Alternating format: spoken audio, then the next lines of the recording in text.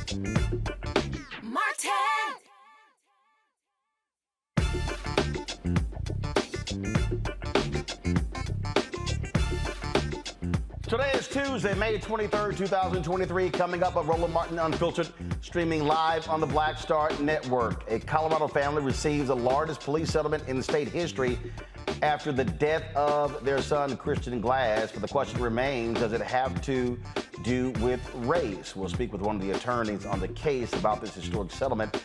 We'll also examine the controversial remarks by a black pro-Trump pastor who used the Bible to justify potential violence to return Trump to the White House next year.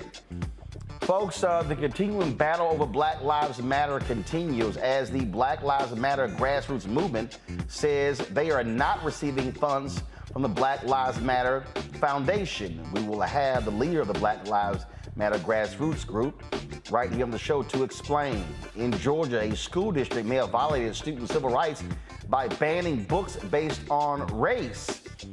And also, one parent in Florida complained about the poem read at the inauguration of President Joe Biden. The book was being removed from the school because one parent complained. Also, we'll hear from a variety of folks about the life and legacy of Jim Brown, including Hall of Famers Marcus Allen, Green Bay Packers great Willie Buchanan, as well as Sterling Sharp. Folks, finally, in our Marketplace segment, Reecie Colbert has a brand new game called Am I Tripping? She'll be here to explain to us exactly how the game works. It's time to bring the funk on Roland Martin Unfiltered on the Black Star Network. Let's go. He's got it. Whatever the miss, he's on it. Whatever it is, he's got the scoop, the fact, the find. And when it breaks, he's right on time and it's rolling. Best believe he's knowing. Putting it down from sports to news to politics. With entertainment just for kicks, he's rolling. It's on go, roll, y'all. It's Roland Martin.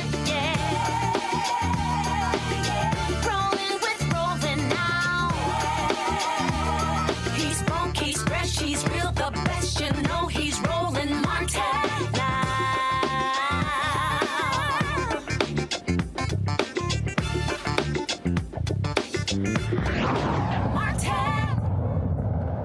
A Colorado family is getting what is believed to be the largest settlement of $19 million in state history for the wrongful death of their son. Christian Glass was shot and killed by former Clear Creek County Sheriff's Deputy Andrew Boyen in Silver Plume last year while experiencing a mental health crisis. Glass was paranoid, was hallucinating and delusional. It's called 911 to report being followed as the officer tried to put Glass out of the car for an hour despite his condition before fatally shooting him. Boyen is facing second-degree murder charges, official misconduct, and reckless endangerment charges. His supervisor, Sergeant Kyle Gould, is charged with criminally negligent homicide and reckless endangerment for not intervening. The settlement, which tops the $15 million settlement reached in 2021 for the death of Elijah McClain, is the largest for a police killing in Colorado and ranks among the top in the U.S. Edward Hopkins, one of the attorneys involved in this case, joins us now from Denver. So, okay, so they're paying the settlement, but obviously, I'm sure the family still wants these officers brought to justice. No doubt about it. And they are likely going to be brought to justice. The Clear Creek District Attorney has brought charges after a grand jury indicted both the officer that fired the shots as well as the officer that ordered everybody to get into the car. So those officers are facing charges, and the prosecution is ongoing. So, so they're paying the settlement, but obviously the city did not actually admit to any wrongdoing, correct? No, they carefully worded their statement about this. They did not admit to any wrongdoing, like you say, but they also did acknowledge that there were some procedural shortcomings, but we stopped short of saying we did something wrong. So what we're seeing, though, is that what often happens in these cases where a lot of these officers, they get returned to the force other places. First of all, were these two, are they still on the force? Were they fired? They were fired. They were fired after the grand jury indicted. And so when is this headed to trial? That I do not know. We do hope it will be heading to trial soon. Okay, then. Well, we certainly appreciate you joining us. Hopefully, this family will get some justice. All too often we see these cases where it doesn't happen, but thankfully a grand jury is certainly seen to indict these officers for their actions. Well, they are going to get some justice. The family did get justice. The family certainly cleared their son's name. Initially, the reports were that he may have been responsible for his own death. And they were very adamant about making sure that the public knew that he did nothing wrong, that he was extremely stressed out, that he was panicking, and that this could have been handled very differently. Had the officers who were there intervened and stopped this, he would still be alive today. But there's another thing I want your audience, because I'm a member of the audience, to know. The work you were doing, the work that everyone who is doing, who is a social activist, everybody's working the political systems, that work is working. The reason why we were able to do this for the Glass family had a lot to do with what happened with George Floyd and with Elijah. So, but for Elijah and the changes that it made to the state, we probably would not have been able to get the Glass family this justice as quickly as we were. All right, then. All right. Edward, we certainly appreciate it. Thanks a lot. Have a good evening.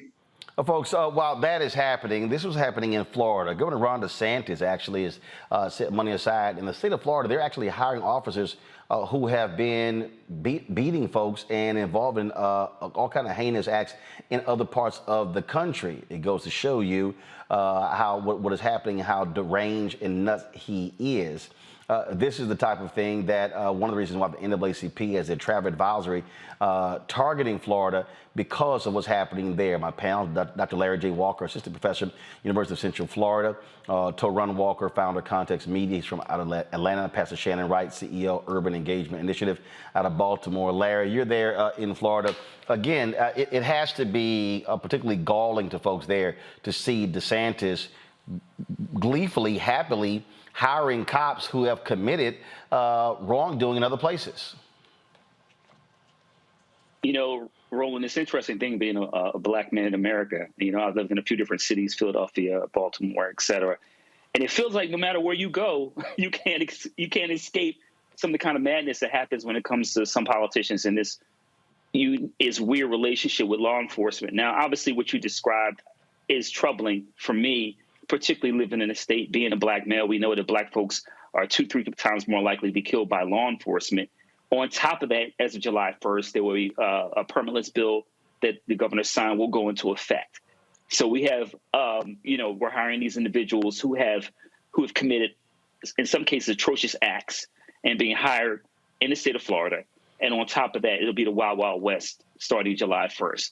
But once again, this is a continuation of these right-wing policies we've seen from this state and this governor and the legislators here on the Republican side. But once again, this is, I've said before in your show, this is a form of anti-blackness, but it places the lives of folks like me on the line. And it's a clear message to people that look like me that I'm not welcome. Shannon, it says, this is the headline, go to my iPad. DeSantis' $13.5 million police program lures officers with violent records to Florida. Now, here's a quote in here from the Republican Attorney General. This will go a long way to ensuring we can have the best and the brightest filling our law enforcement ranks. That is Ashley Moody, who is the Florida Attorney General, about DeSantis' one-time bonuses of $5,000 for new recruits.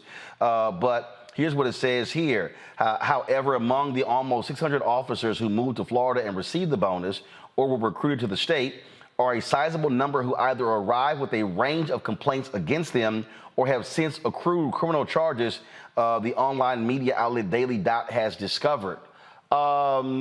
That's, to me, that's not the kind of folks you actually want on your police force in your state when you basically, they've screwed up other places.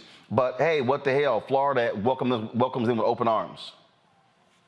So, to me, that sends the message that says we applaud whatever it is you did, wherever you came from, to get yourself in trouble. And, in fact, Shannon, this is actually Daily Dot. This is their headline.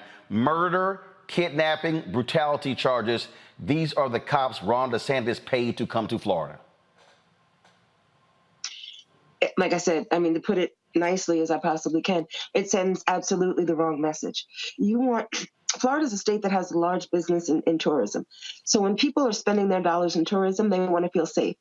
So to say that you're hiring people that have, let's just put it mildly, questionable backgrounds in law enforcement to come and be the face, if you will, of your law enforcement efforts, it's counterintuitive. And it absolutely says that the folks that, now follow me on this, the folks that were the victims of their crimes elsewhere are going to be their targets in their new home state.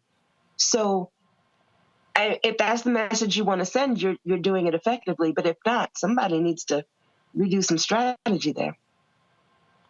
Well, Torah, what it clearly says is that Republicans, or in this case Ron DeSantis, who's going to be announcing his run for president tomorrow on Twitter with Elon Musk, they don't give a damn if these folks have been thug cops. Their whole deal is they can do whatever they want. Well, you know, there's two things that are happening here. Well, first of all, I want to say that I'm originally a Florida native. I'm from Jacksonville. And growing up, seeing the way Florida law enforcement moves, I don't see why they have to import more people to do the things they were already doing. The second thing is this. It's an election year. It's about to be an election year. And DeSantis is going to be going head-to-head with Trump for the Republican nomination, the way it looks. And what this is clear messaging to his base that if you have white supremacist beliefs, if you have, practiced white supremacists as a law enforcement officer before, you can come to Florida and you can have free reign. It's almost like a repeat of what happened after Reconstruction, where when Hayes pulled the federal troops out of the South and law enforcement became swamped by all these old Confederate soldiers, and all these old Confederate generals became mayors and governors and city council people. And it's really what it is trying to create Florida as a haven for these people who have these murderous beliefs, and they can operate with free reign. And it's going to be very dangerous for people in Florida who are black. Absolutely. And again, it goes to show you that these folks do not care about citizens. They will do whatever they can to appease police officers, even when they are thug cops. So tight 1 second, going to a break. When we come back, more on Roland Martin Unfiltered on the Black Star Network. If you're watching on YouTube, be sure to hit the like button. Also, download the Black Star Network app. Apple phone, Android phone, Apple TV, Android TV, Roku, Amazon Fire TV, Xbox One, Samsung Smart TV. You can also, of course, support this show by joining our Bring the Funk fan club. Your dollars make it possible for us to do what we do. So your check and money orders to P.O. Box 57196, Washington, D.C. 20037-0196. Cash App, $RM Unfiltered. PayPal, R Martin Unfiltered. Venmo is RM Unfiltered. Zelle, Roland at RolandSMartin.com. Roland at RolandMartinUnfiltered.com. And be sure to get a copy of my book, White Fear, How the Browning of America is Making White Folks Lose Their Minds. Available at bookstores nationwide, Amazon, Barnes & Noble. Download a copy on Audible. We'll be right back. Hatred on the streets, a horrific scene, a white nationalist rally that descended into deadly violence. White people are losing their damn minds. As an angry pro-Trump mob storms the U.S. Capitol, we've seen shooting. We're about to see the rise of what I call white minority resistance. We have seen white folks in this country who simply cannot tolerate black folks voting. I think what we're seeing is the inevitable result of violent denial. This is part of American history. Every time that people of color have made progress, whether real or symbolic, there has been what Carol Anderson at Emory University calls white rage as a backlash. This is the rise of the Proud Boys and the Boogaloo Boys. America, there's going to be more of this. Here's all the Proud Boys, guys. This country is getting increasingly racist in its behaviors and its attitudes because of the fear of white people. The fear that they're taking our jobs, they're taking our resources, they're taking our women. This is white fear.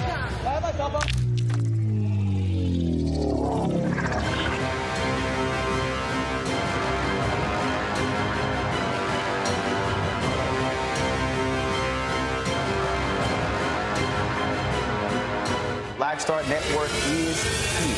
Oh, no punch! I'm real revolutionary right now. Thank you for being the voice of Black America. All momentum we have now, we have to keep this going. The video looks phenomenal. See, there's a difference between Black Star Network and black-owned media and something like CNN. You can't be black-owned media and be scared. It's time to be smart. Bring your eyeballs home. You dig?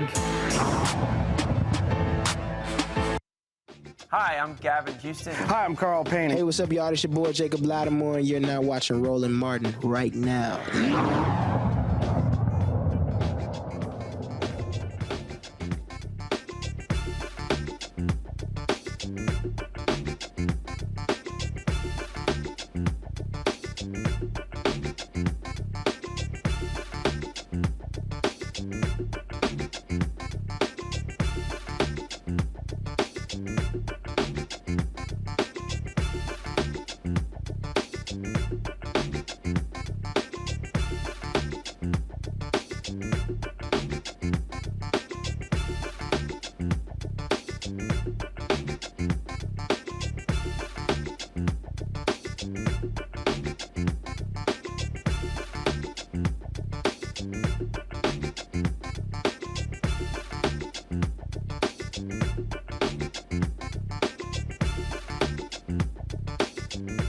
All right, Florida officials, Republicans are, boy, they really pissed off with the NAACP's travel advisory. They have been angry, mocking it. Not only that, other Republicans have joined in. You've had idiots like Senator Ted Cruz of Texas, who said Dr. King would never do such a thing. Clearly, that idiot has never actually read or heard Dr. King, especially the April 3rd, 1968 speech at Mason Temple, where he talked about redistributing the pain, where he talked about withholding our dollars. It's interesting, Shannon, to look at this reaction from Republicans in Florida, because it's not like first of all, the NAACP did not call for a boycott of Florida. They issued a travel advisory. Launching a statewide boycott is a whole other different thing, but you also have a lot of pissed off Latinos in that state as well, and you got lots of truckers who are saying that they're going to be taking any goods to Florida. So Ron DeSantis, in all of his culture wars and his effort to try to out-Trump Trump to get the GOP nomination, it could lead to some serious issues in the Sunshine State. So we keep talking about Ron DeSantis in terms of politics and Republican and ultra-conservative far right and all that. But we need to be talking about Ron DeSantis in terms of a poster child for the need for appropriate mental health care in this country. From a political perspective, for you to say you're going to announce that you're running for president and you're going to do things to alienate the black folk, the brown folk, the Jewish folk, the LGBTQ folk, then a whole other list of folks, and think that you could win, forget the nomination. It may not be that hard to beat Trump in the primary. Well, I'll leave that there. But going forward in the general, if you have set yourself up as the most anti-everything, there's no way you're winning in the general. So from a political perspective, this ain't politics. This is stupidity.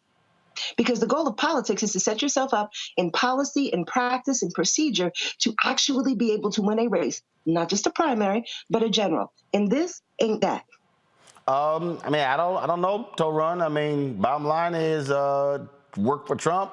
Other Republicans have run this way. We're in their culture battles. They're attacking everybody. If you're transgender, if you're Black Lives Matter, if you, I mean, whatever, they don't care. And the bottom line is the Republican Party, they are appealing to white conservative voters, especially those who are not college educated. You know, with all due respect to my sister, we can't really deny the fact that that strategy just might work. I mean, a lot of people said that Trump was not going to win in 2016, but there are a lot of silent supremacy. I always said it, and I'll say it. There are a lot of silent white supremacists who will go into the booth and pull the lever for Trump or DeSantis, and they'll never tell you that. We have to be very careful about the fact that there are people who really believe in the things this man says. And even if he doesn't win, what they can do, and it's what I tell people all the time, when you go to local elections, when you go to state elections, even if he doesn't win the nomination, if he gets enough of a groundswell to start moving people into like state houses, into the legislatures, into the judicial positions and everything, you can pretty much legislate from the states without even having to go to the White House, and that's dangerous as well. There are people out there that support this, and we got to be aware of that. You know, Larry, somebody sent me this TikTok video of this guy. He was on social media, and he had a whole lot to say about Latinos and whites who have voted for Ron DeSantis. Watch this. Always happens when you buy into white supremacy. I always said it, and I'll say it again. The fucking state of Florida. The state of Florida is becoming a fucking sundown town. You're not a straight white Christian male, and he's going for them too. Everybody's civil liberties and constitutional rights are being affected. Let me tell you something. You guys always say it's gerrymandering and all that shit why I got elected. No, 68% of Cubans voted for DeSantis. 58% of Puerto Ricans, 53% of all Latinos voted for DeSantis. God knows how many white ignorant motherfuckers you buy into white supremacy. You don't care. It's not your problem. You're a fucking idiot. It is your fucking problem. White supremacy affects everybody, not just black people, not just brown people, it's indigenous people, everybody. Now you elected a fucking fascist in the state of Florida. Now you got to deal with your civil liberties being violated. Now you got to deal with businesses, industries being shut down because they can't find any fucking labor. And now, magically, Latinos give a fuck. Latinos didn't give a fuck when he was anti-black with his anti-woke policy. You didn't give a fuck. Now that it's anti-immigration, now you give a fuck. Well, guess what? You got what you fucking voted for. You fucking idiots. Not all Cubans, Dixon. Not all Puerto Ricans, Dixon. Not all white people, Dixon. I know, not all, but too fucking many. The majority of your people voted for fascism. The majority of your people voted for white supremacy. That's the fucking problem. You don't care. You haven't done anything to address it. Address the fucking problem. Hold your people accountable. I'm half Cuban. I know. It's in my own fucking family. Some of them, I know what it's like in the fucking Cuban community. I've seen it in my own fucking eyes. The other half is white. God knows the white supremacy and ignorance racially that operates in my white community. Hold your people accountable so that you don't have this kind of fucking bullshit. I'm not saying Democrats aren't racist, but fuck, man, they're not going to these extremes to normalize white supremacy and to normalize fascism, pass legislation that is directly anti-immigrant, anti-gay, anti-black, and coming for every other liberty that you have. My God, people are fucking ignorant. I've always told you people, white supremacy hurts everybody. No one is free until we all are free. And there is no freedom in America until white supremacy is dismantled. What happens when you buy into white supremacy? I always said it. Well, he was not particularly happy, but he sort of made it plain, Larry. It reminds me of kind of things that he ran down as chickens come home to roost of everybody else. When you participate in anti-blackness and you're from a minoritized background, it comes full circle. The example he kind of highlighted was this, this kind of e-verify. If you were to prove that you're a U.S. citizen, you're documented, you can work in the state of Florida. If you have anyone in your car who's undocumented, you get caught. It is a felony now in the state. So once again, what comes around goes around. And his points he made about other groups supporting DeSantis and voting me in, and then all the policies we've seen is accurate. And once again, Roland, we talked about all these issues relating to anti-blackness, particularly not just in brown. We're talking about black communities, but the brown communities in terms of they're being okay with a lot of these policies. And now they're finding out, well, you know what? You're non-white, so welcome to the party. But the bottom line is we have to continue in the state of Florida and throughout the United States. We have to fight against these policies. I'm certainly on the front lines of dealing with this as a black male professor in the state. But these challenges are going to continue unless, once again, we come together and we fortify the front and we fight these right-wing policies. Otherwise, we're going to continue to lose the state and other states in the nation. But here's the deal, Shannon. I mean, the reality is what DeSantis is doing, he is doing it with the complete approval of the Republican legislature, where they control the legislature. They have a majority, a supermajority, veto proof. They control it. We see the same thing in North Carolina and other states as well. The Republican Party is saying we're perfectly fine with what we're seeing. Well, clearly not every member of the Republican Party. I ain't all right with it at all. So, and again, when we lump these issues into, we try to be politically correct a little bit. When we lump these issues into a political party, we overlook the fact that racism and stupidity does not have a lock on either party. It's in all the parties. So when you look at the things that DeSantis is doing, it's about more than just this one policy. And I have to say, I agree with this. The time to have stopped him from doing the things that he's doing was when it was just, quote, black folk as the target. But now that worked, now we're going to expand it to include other groups. But again, I say, this is not a logical sound, even from a political perspective, which is where everyone seems to want to look at it. It is not a logical model. It's not a logical plan. But the party, but the entire party rallied around Donald Trump, and that wasn't nothing logical about that, and he won. And the reality is, the candidates who are running, their whole deal is we got to be as nutcase as he was, because hey, the GOP voters clearly they approve of it.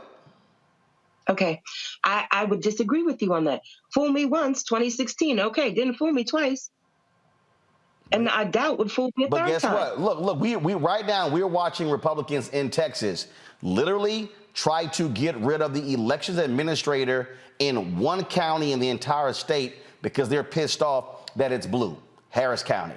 We are watching them. We're watching the bills being passed. We're watching Republicans in Mississippi create a separate police force, expanded police force, and a separate court system in the area of Jackson where most of the white people live, because they claim it's about increasing crime in Jackson, but they don't want to give Jackson more funding. They want to take over a lot of the police function and the court system. We're seeing the exact same thing in North Carolina. In terms of where Republicans, in terms of how they're moving. You're looking in Iowa, where you got the attorney general there who says, hey, if you're a woman who gets raped or somebody has committed incest, we're not going to provide you any resources for abortion. You just got to suck it up. The Republican Party is saying across the country, we're fine with this. Again, you're generalizing. No, I'm not. Kind of like, I just offered you literally 5 states. Because you don't want, not one black person on this panel, none of you would want everybody to say, well, all black people do this or all black people do that. Because we are not all one person. Shannon, first of all, hold on, Shannon, factually. I didn't say all, but the facts are fundamentally clear. I literally named 5 states. I could name 10 more. We have in Montana, where Republicans in Montana literally voted to silence a elected official who is transgender because she dared criticize one of their bills. They silenced a non-binary sister in Oklahoma. That's the Republican Party as well. We saw what the Republican Party did in Tennessee. I've now named 8 states. You want me to name more? I am literally naming you things that Republicans are doing. Texas, Florida, almost Mississippi, Tennessee, Iowa, North Carolina. I mean, we can keep going. Almost everything that you've named are the same type of issues we're having here in Maryland. And Republicans in Maryland ain't been in control of nothing in a long dang time. Okay. So as I said before, these issues are everywhere and they are not just one party. When you do a Google search, just do a Google search, forget from a political perspective, of the most gerrymandered states in the country, Maryland's in the top 5. Republicans don't control nothing in Maryland and haven't in a long time. When you look at folks trying to talk about removing folks from elections because what color the county may be, that happens in Maryland as well. Ain't no Republicans in charge. My point is this. Yes, you have cited examples of Republicans doing it, but it is not just Republicans. And if we want to fight these issues, we need to fight them wherever they are and from whomever they come from. Hey, Rolly, can I jump? Yeah, Larry, go ahead. So I want to highlight a couple of things. The 2-term Governor Hogan former Governor Hogan was a Republican for 2 terms. So I might want to add that caveat in the state of Maryland. And also, I want to highlight something. Does that mean Maryland's still not listed as one of the top 5 gerrymandered states? Let me highlight a point. I haven't seen those stats. But let me ask you another point as a researcher. You cannot use Google as a data point. So let me highlight that. It's not effective and it's not a correct data point. The other thing I want to highlight is Roland, as he said, he went through a series of states that have passed or passing anti-LGBTQ, anti-Black policies, and have not even blinked. So what we're talking about is once folks are trying to bring us back to Jim Crow based on some of these policies, to undermine democracy, to limit what books, the curriculum in schools and post-secondary institutions, to limit a woman's opportunity to decide what they want to do with their body, among the other harmful policies. They're not only anti-Black, anti-LGBTQ, but in the state of Florida, also anti-business. Ron, comment before I go to break. Bottom line is, look, the Republican Party, whether we like it or not, they play dirty and they do not care about playing dirty. And I have said this to people who work on campaigns more than once. We people who are on the Democratic side gotta learn that you're in a war. Whether you want to be in a fight or not, if somebody keeps slapping you in the face, you're in a fight. So you better learn to fight, and you better learn how to go to the people with the fight you want to take it to and start pushing back that way. You can't intellectualize your way out of the situation that's coming. All right, folks, hold tight 1 second. Going to a break. We come back. We're going to talk to the leader of the Black Lives Matter grassroots movement, where they are making it clear that they are not aligned with the Black Lives Matter Foundation. We'll explain when we come back on Roland Martin Unfiltered on the Black Star Network.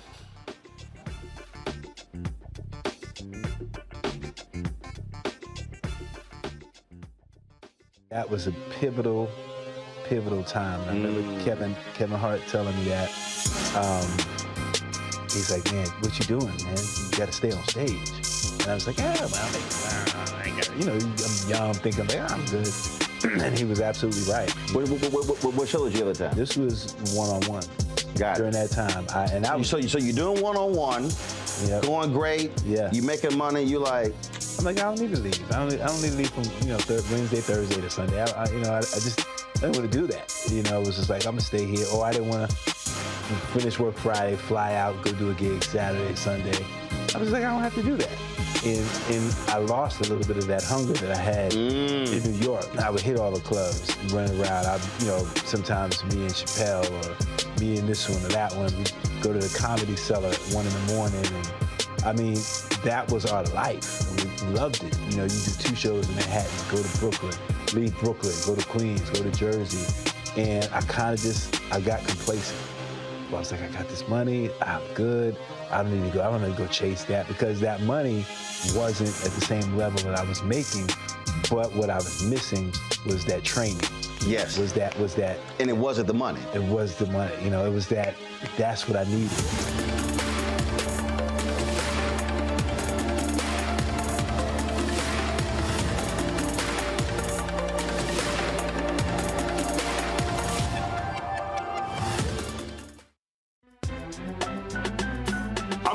Muhammad, live from LA. And this is The Culture. The Culture is a two-way conversation. You and me. We talk about the stories, politics, the good, the bad, and the downright ugly. So join our community every day at 3 p.m. Eastern and let your voice be heard. Hey, we're all in this together. So let's talk about it and see what kind of trouble we can get into. It's The Culture. Weekdays at 3, only on the Black Star Network. Hey, I'm Donnie Simpson. Hi, I'm Eric Nolan. I'm Shantae Moore. Hi, my name is LaToya Luckett, and you're watching Roland Martin Unfiltered.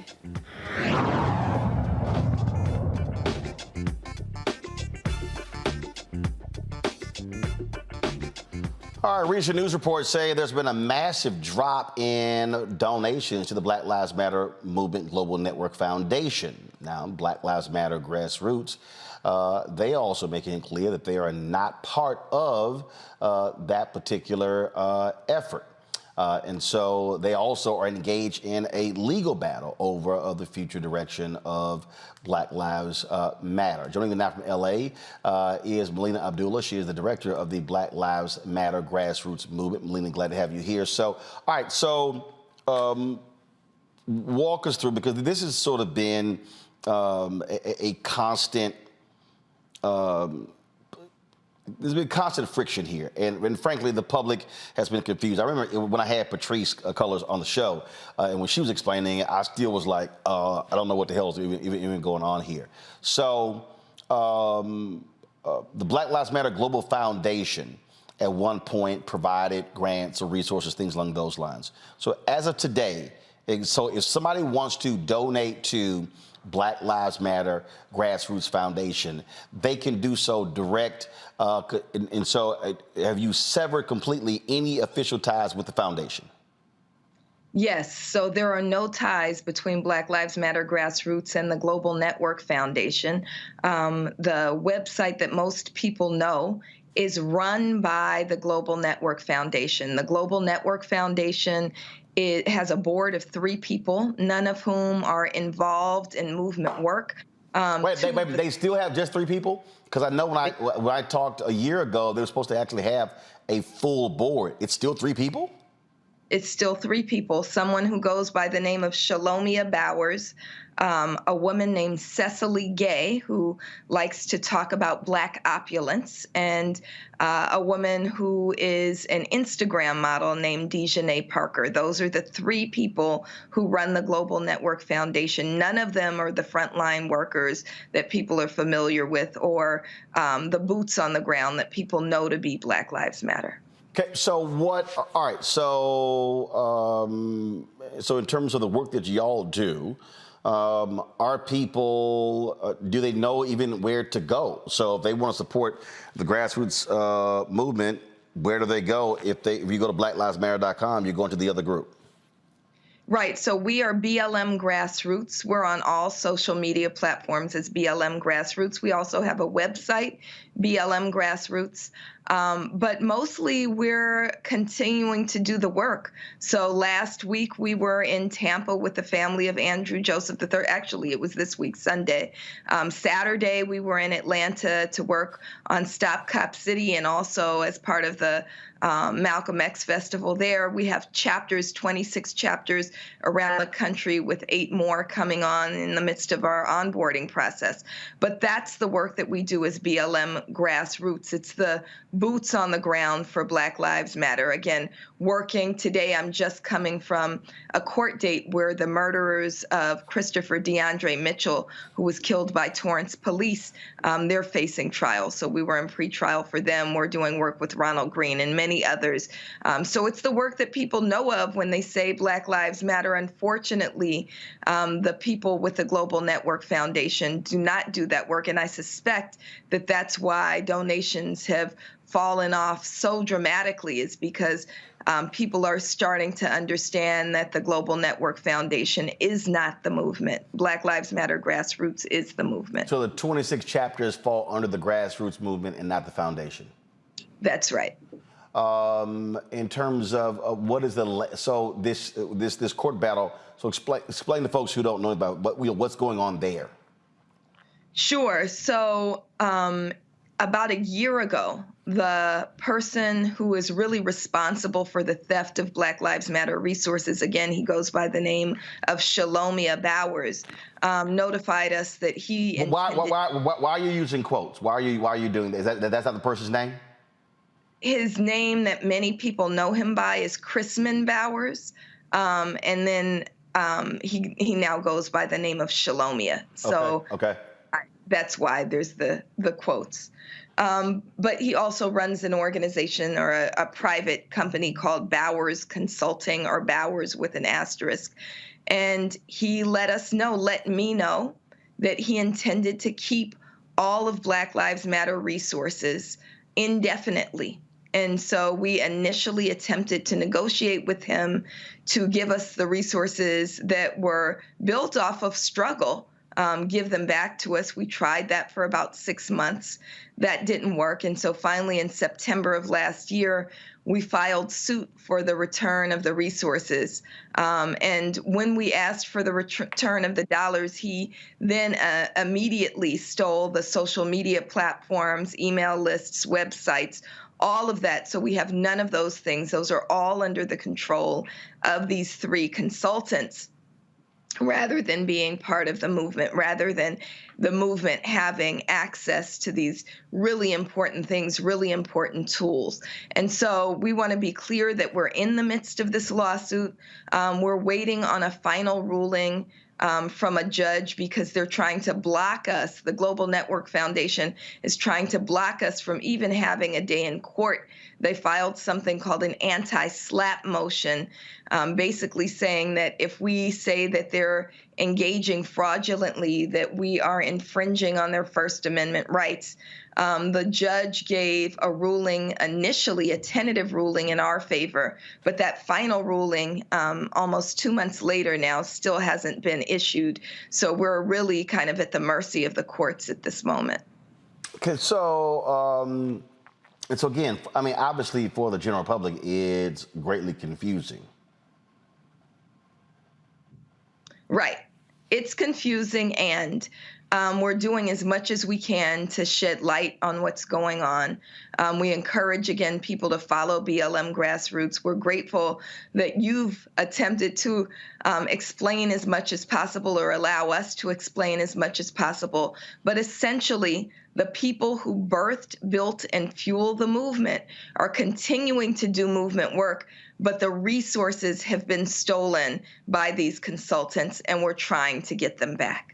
Hold on 1 second, going to a break. We come back. My panel has some questions as well. Folks, you're watching Roland Martin Unfiltered on the Black Star Network. Download the Black Star Network app, Apple phone, Android phone, Apple TV, Android TV, Roku, Amazon Fire TV, Xbox One, Samsung Smart TV. Also, you can join our Bring the Funk fan club. Send check and money orders to P.O. Box 57196, Washington, D.C., 20037-0196. Cash App, $RM Unfiltered. PayPal, R Martin Unfiltered. Venmo is RM Unfiltered. Zelle, Roland at RolandSMartin.com. Roland at RolandMartinUnfiltered.com. Your YouTube, hit that like button, folks.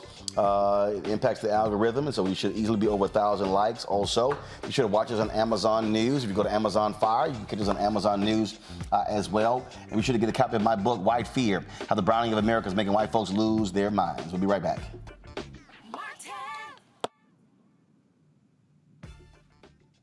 When you talk about blackness and what happens in black culture, we're about covering these things that matter to us, speaking to our issues and concerns. This is a genuine people-powered movement. There's a lot of stuff that we're not getting. You get it, and you spread the word. We wish to plead our own cause.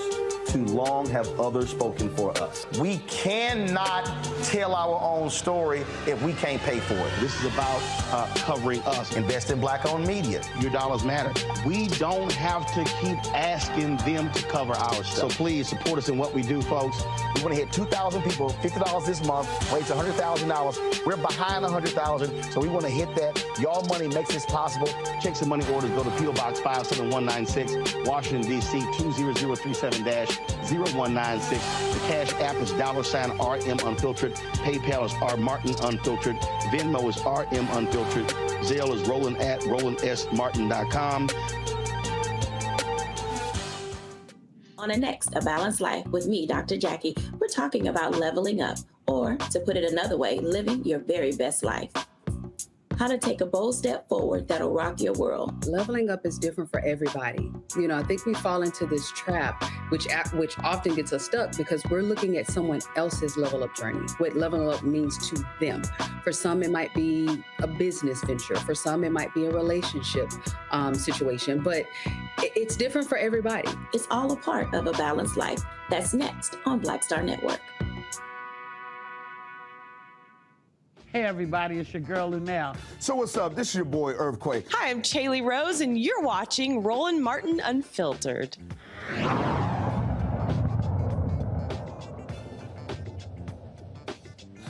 All right, folks, welcome back. We're talking to Melina Abdul. She's leader of the Black Lives Matter Grassroots. My panel is here. To run your question for Melina.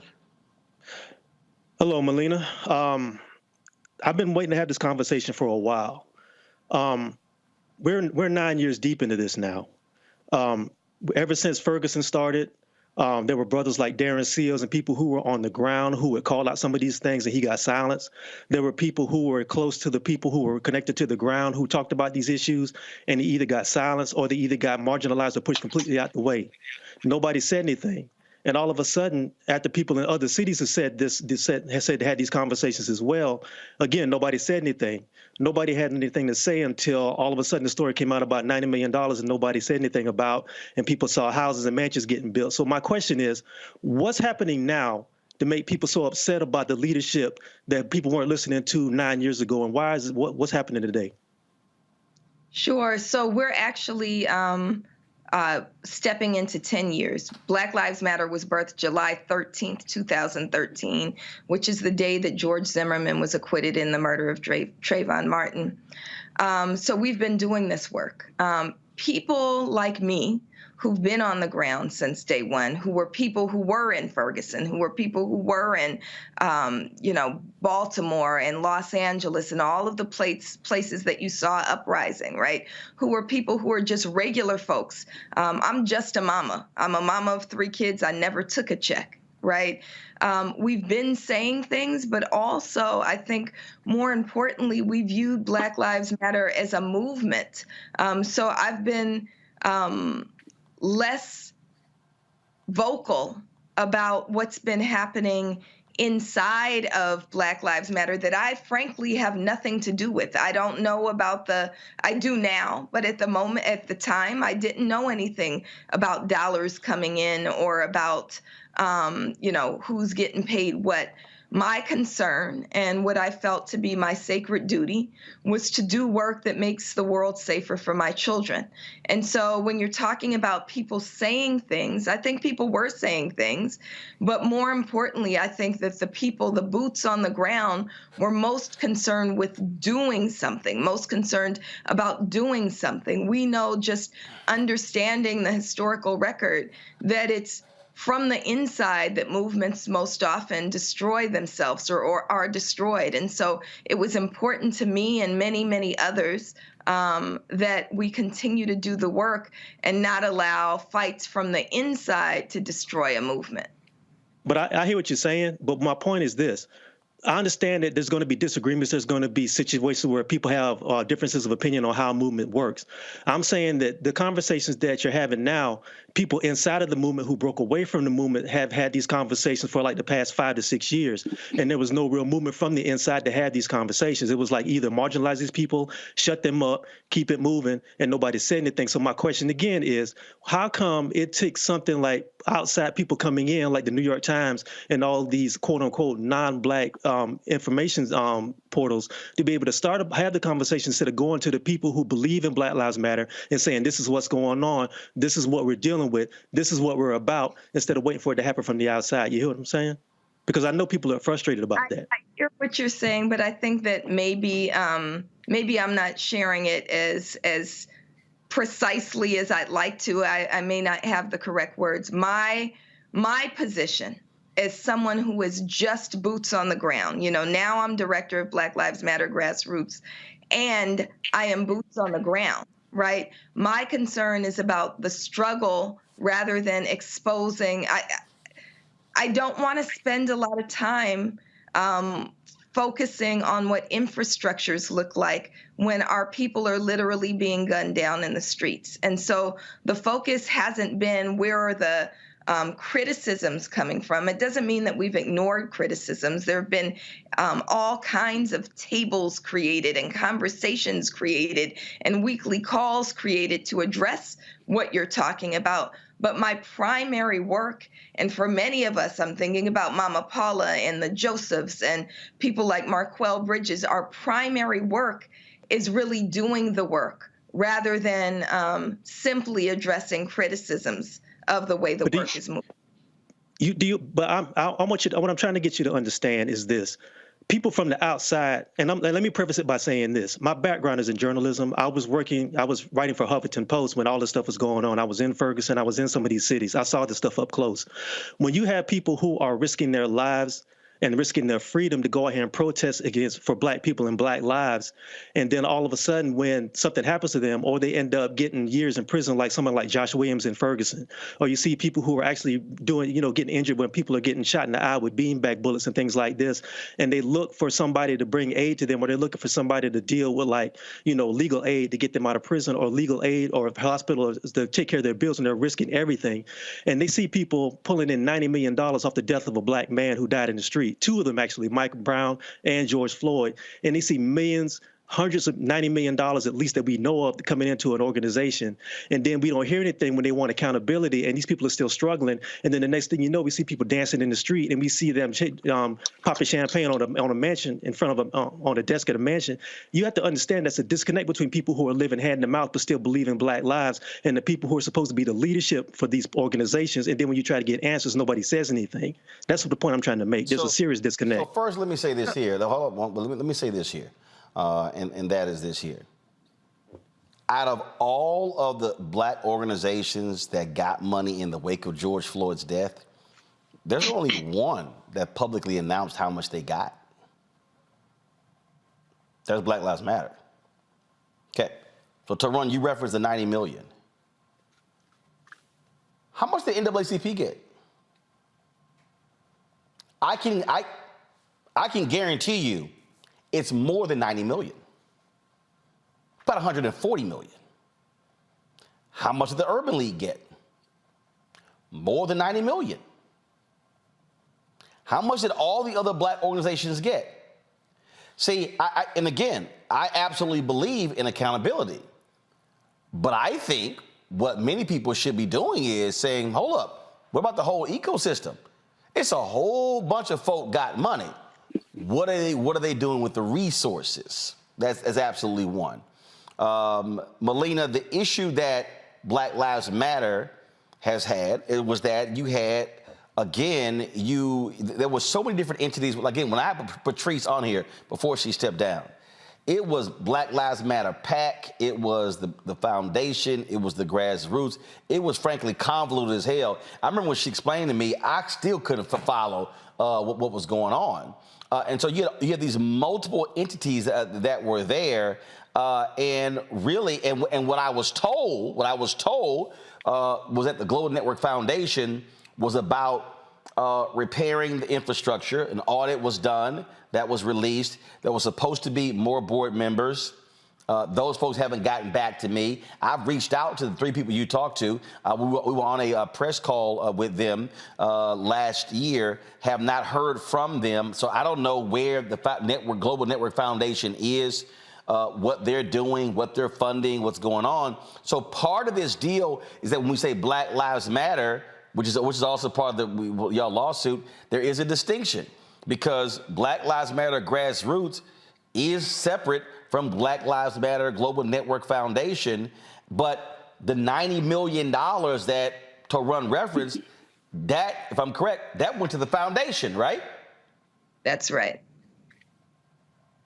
And so they determined, and they released a report saying that they gave out millions of dollars in grants, things along those lines. I think they said something like 58 or 60 million was still left. There was a plan of action for that. I still haven't heard from them on what the plan of action is. So what you're laying out is a plan of action for Black Lives Matter grassroots, which is different from the Black Lives Matter Global Network Foundation. That's absolutely right. So again, grassroots is the boots on the ground. We don't have access to the $90 million or $100 million or any dollars that came in after 2020, because we know that donations continued. Even if they've dropped some, they've continued. We don't have access to those dollars. Our primary focus is on doing the work. And of course, the work would be helped greatly if we had the resources to do it. But those resources are locked away with the Global Network Foundation rather than running through the organizations and the chapters that are actually the boots on the ground. Shannon? I'm listening to this and I'm trying to follow it. You know, from a PR standpoint, I get the argument. Folks want to say, oh, well, see, we give these folks money, these folks trying to help their people, and this is what they do. But Roland, of course, made a really good point of saying several other organizations got a whole bunch of money, and the difference between you and them is they didn't say how much they got or specifically what they intended to do with it. And although I like and believe in transparency and accountability, I think you got a raw deal here. And we need, unfortunately, in this day and age, organizations that really still fight for people and families that have been wronged. And I understand you don't want to divert your attention and energy from fighting those fights to publicizing or showing the laundry and all those internal struggles. But sometimes folks just want to hear you say, you know what? This is what we intended to do. This is what we're doing. This is what happened. And this is where we're going. And we'd love to have you join us on that journey because the work still needs to get done and keep it moving. Well, I appreciate that. And if we could just clip the last part. Absolutely. We intend to do the work on behalf of our people, and we are doing the work on behalf of our people. And as you're saying, as it stands, we have a raw deal, but we're not going to just sit back and let the resources be stolen. We have filed a lawsuit. We are in court. We're saying that those resources, including the dollars and the platforms and the good name that's Black Lives Matter, needs to be returned to the people. And so we're going to do that even as we fight on the ground. And as you've offered, the more folks we have on the ground, the more work that we can do, the more effective that we can be. Larry? Yeah, first of all, let me start by saying that the work BLM does is critical. We're still in this fight for fairness and civil rights. So I have two questions. The first question is, and I guess part of it's being on the show and fortunately have Roland having you on, how are you differentiating between the grassroots movement and the foundation publicly, because you highlighted you have a website and a few other things, because and Roland highlighted, and I agree, it's a lot of moving pieces. It's very confusing. So that's the first question. Well, actually, hold on. So actually, I'm going to answer the first one because I think this is also part of the problem, as is here. So, and trust me, it is absolutely confusing. Black Lives Matter took off so fast that when the three founders, when they tried to trademark Black Lives Matter, they couldn't because it was already in the public space. So there have been a number of groups out there that say they are a Black Lives Matter chapter in cities that are actually not affiliated with the Black Lives Matter grassroots movement. So they literally do not have, so you cannot call yourself an NAACP chapter unless you are a NAACP chapter. There are people out there right now who can call themselves Black Lives Matter organizations. They can literally put it in their name that are not affiliated with the organization. That was, I think it was in 2020, there was a dude in California who had a Black Lives Matter group out of San Francisco, and a number of companies gave him several $1 million. Then they found out he wasn't actually with the real Black Lives Matter. And so the money was rescinded. And so this is what you just described, Larry, has been part of the problem from day one. So basically, the horse had already escaped the barn, and they were trying to like catch up to the horse, and the horse for the last 10 years has been dragging them behind. They've never actually been able to jump on top of the horse and actually be able to ride it because they've been trying to build an organization after things took off. Money starts flowing in, and stuff is all over the place. And so I get what you say. I listened very attentively, Melina, when you said I can't be focused on infrastructure about the work, but that's actually part of the problem. The reality is you have to have the infrastructure in place from an organization standpoint to move forward. Otherwise, it's just going to be unwieldy and all over the place. And that's really where we are today. It has been unwieldy, all over the place, and so many things intertwined in so many layers that when people just say, oh, Black Lives Matter, hell, they could be referring to a chapter that has nothing to do with the work that you're doing, but when they hear that phrase, they think it's what you're doing, and if the foundation does something, they think it's what you're doing, and vice versa, because it's all so convoluted, and that has sort of been the difficulty they've had. Larry, your second question. Yeah, so thank you, Roland, for that background and analysis. Really important. Yeah, my second question relates to, you used language. You described the three individuals as members of the foundation, as board members, and then you described them as consultants. And I know that I currently serve on a few boards that have in the past, and boards, foundations in particular, have bylaws and they have term limits. So I wanted a little clarification on. Are they consultants? Are they board members? Again, I just want to help you out. Then Melina can answer. She is not with the foundation. True. So how that whole deal even happened? Who took over? When Patrice stepped down? Again, this is all part of the problem, and so this ongoing thing is trying to fix what was all over the place, and so. Because there was a point where, Melina, correct me if I'm wrong, there were things you did that you did work with the Global Network Foundation, and then all of a sudden, then it was, well, who controls the social media accounts? Who controls the websites? Who controls bank accounts? And so it was all over. And even when I talked to them, they were like, "Yeah, we're not over that, but we provide money." And I was kind of like, but that makes no sense whatsoever. This is all part of the problem. It's actually not building the clear, defined infrastructure hierarchy to be able to properly lead an organization, a national entity, an international organization moving forward. Melina, go ahead. Sure. So we have to remember, and that was a great explanation, Roland. We have to remember that until 2020, Black Lives Matter, one, we didn't have a global network foundation behind our name or a grassroots behind our name. We were birthed just to be a movement. That's how we came into being. We also didn't have money really to fight over. There was nothing very large to manage. And so that's why we were able to focus on the work on the ground. When all the money came in 2020, there was a trust that was given to the remaining co-founder, who was Patrisse Cullors, that enabled people like me to continue to move the work on the ground. What we're doing now is trying to fix infrastructure so it's focused on the work on the ground as we're fighting to get those resources back. And so we are trying to get the resources back, and we're trying to build an infrastructure that brings together all of those whose primary concern, again, is the work on the ground, but there needs to be an infrastructure to be able to move it. So I hope that makes sense. Absolutely. So, Melina, we appreciate it. Thanks a bunch. Keep us abreast of what happens next in this legal battle. Thank you so much.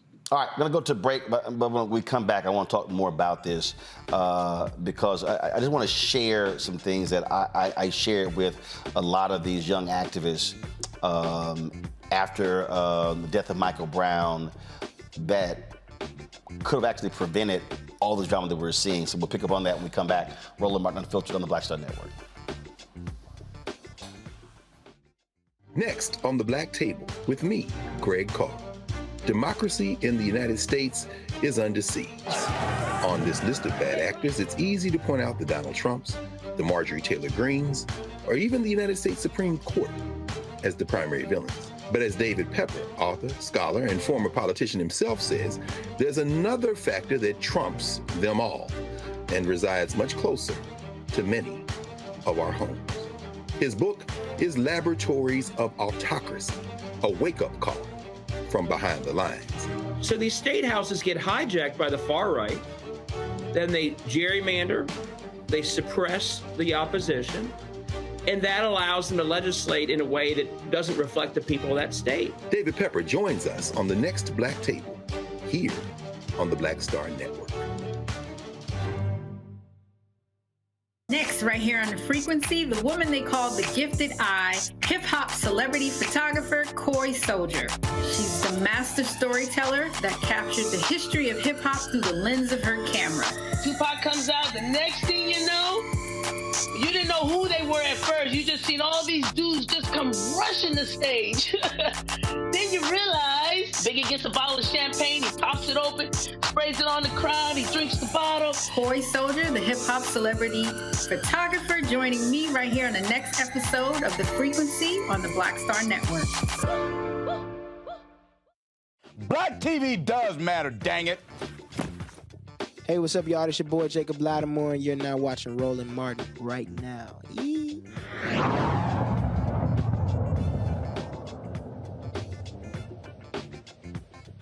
So I remember after the death of Michael Brown, there were several activists who had sent out some pleas for donations on social media. And what a lot of people need to remember is that we also even have to go before Michael Brown. If you go back, I mean, you can actually go back before Trayvon Martin, but in many ways, this modern movement, if you will, really began with the death of Trayvon Martin. Then you had the legal decision Zimmerman got off for the murder of Trayvon Martin. And so you had a number of people who immediately jumped into action. There were protests and there were all kinds of different things happening, but what you did not have was infrastructure. And I remember three or four had put this call out, and I hit them privately and said, hey, you want to make sure that you're running this money through a fiscal sponsor, through a nonprofit, so you're not getting nailed tax-wise. And I remember reading a story, I think Darren Sands may have wrote a piece for BuzzFeed or somebody, and there were some activists, and some Black Lives Matter activists in Boston, and there were some donors who wanted to give money, and they turned it down. But then it was like a year later, a lot of them were like, yo, we screwed up because they couldn't pay their bills. And so for all of the talk about, no hierarchy, no leadership, and we sort of make decisions as a group, that shit don't work. Now, let me be real clear when I say that. I don't care who you are. There has to be hierarchy. There has to be a workflow. There has to be infrastructure. And so when I listen to people, even today, complain about the NAACP and the Urban League and all these legacy civil rights groups, here's a fact that is hard for people to get around. They still exist. And the reason that they exist is because there's infrastructure. Yes, all of them have had their issues. The National Urban League for a long time was broke as hell, in serious debt. NAACP, same thing. They've had leaders who have to deal with sexual harassment, payoffs, things along those lines. But the infrastructure allowed the organization to withstand all of that and still continue. So why am I saying this as it relates to this? It's because when Patrice left, part of the deal was that, frankly, you had one person who was in many ways running pretty much all of it, who knew where everything was actually going. It was sort of like, it sort of reminds me of a company when one person founds it and then they leave or they die, and then all of a sudden people are like, okay, where are the books? Where's this? Where's that? Where are the keys? Because there's no infrastructure. And so the problem that we're now facing, and that's why the questions from the panel were so important, the problem that we're now facing is that we as black people, we still need Black Lives Matter movement. We still need the boots on the ground. If you notice, and I'm not the only one, think about it. Have you seen the wide-scale Black Lives Matter protest since the death of George Floyd? No. It's still needed. Is there work still being done? Yes. Are things being done in specific cities? Yes. But what is it that we still hear? What we have is you have more headlines coming out of conservative outlets that have been targeting leadership, and we know what those games are. But leadership also has to ensure you're not inviting additional headlines, additional drama. And so you have Melina and their group and with grassroots and stuff that they're doing. But I have numerous questions for the Global Network Foundation. First off, who are you? Why is it that we're now in 2023 and you only have 3 board members? Now, according to what they said to us, and again, I was on the call, was that there was a series of services that needed to be handled, and Shaloma Bowers' company handled that and was reimbursed for that.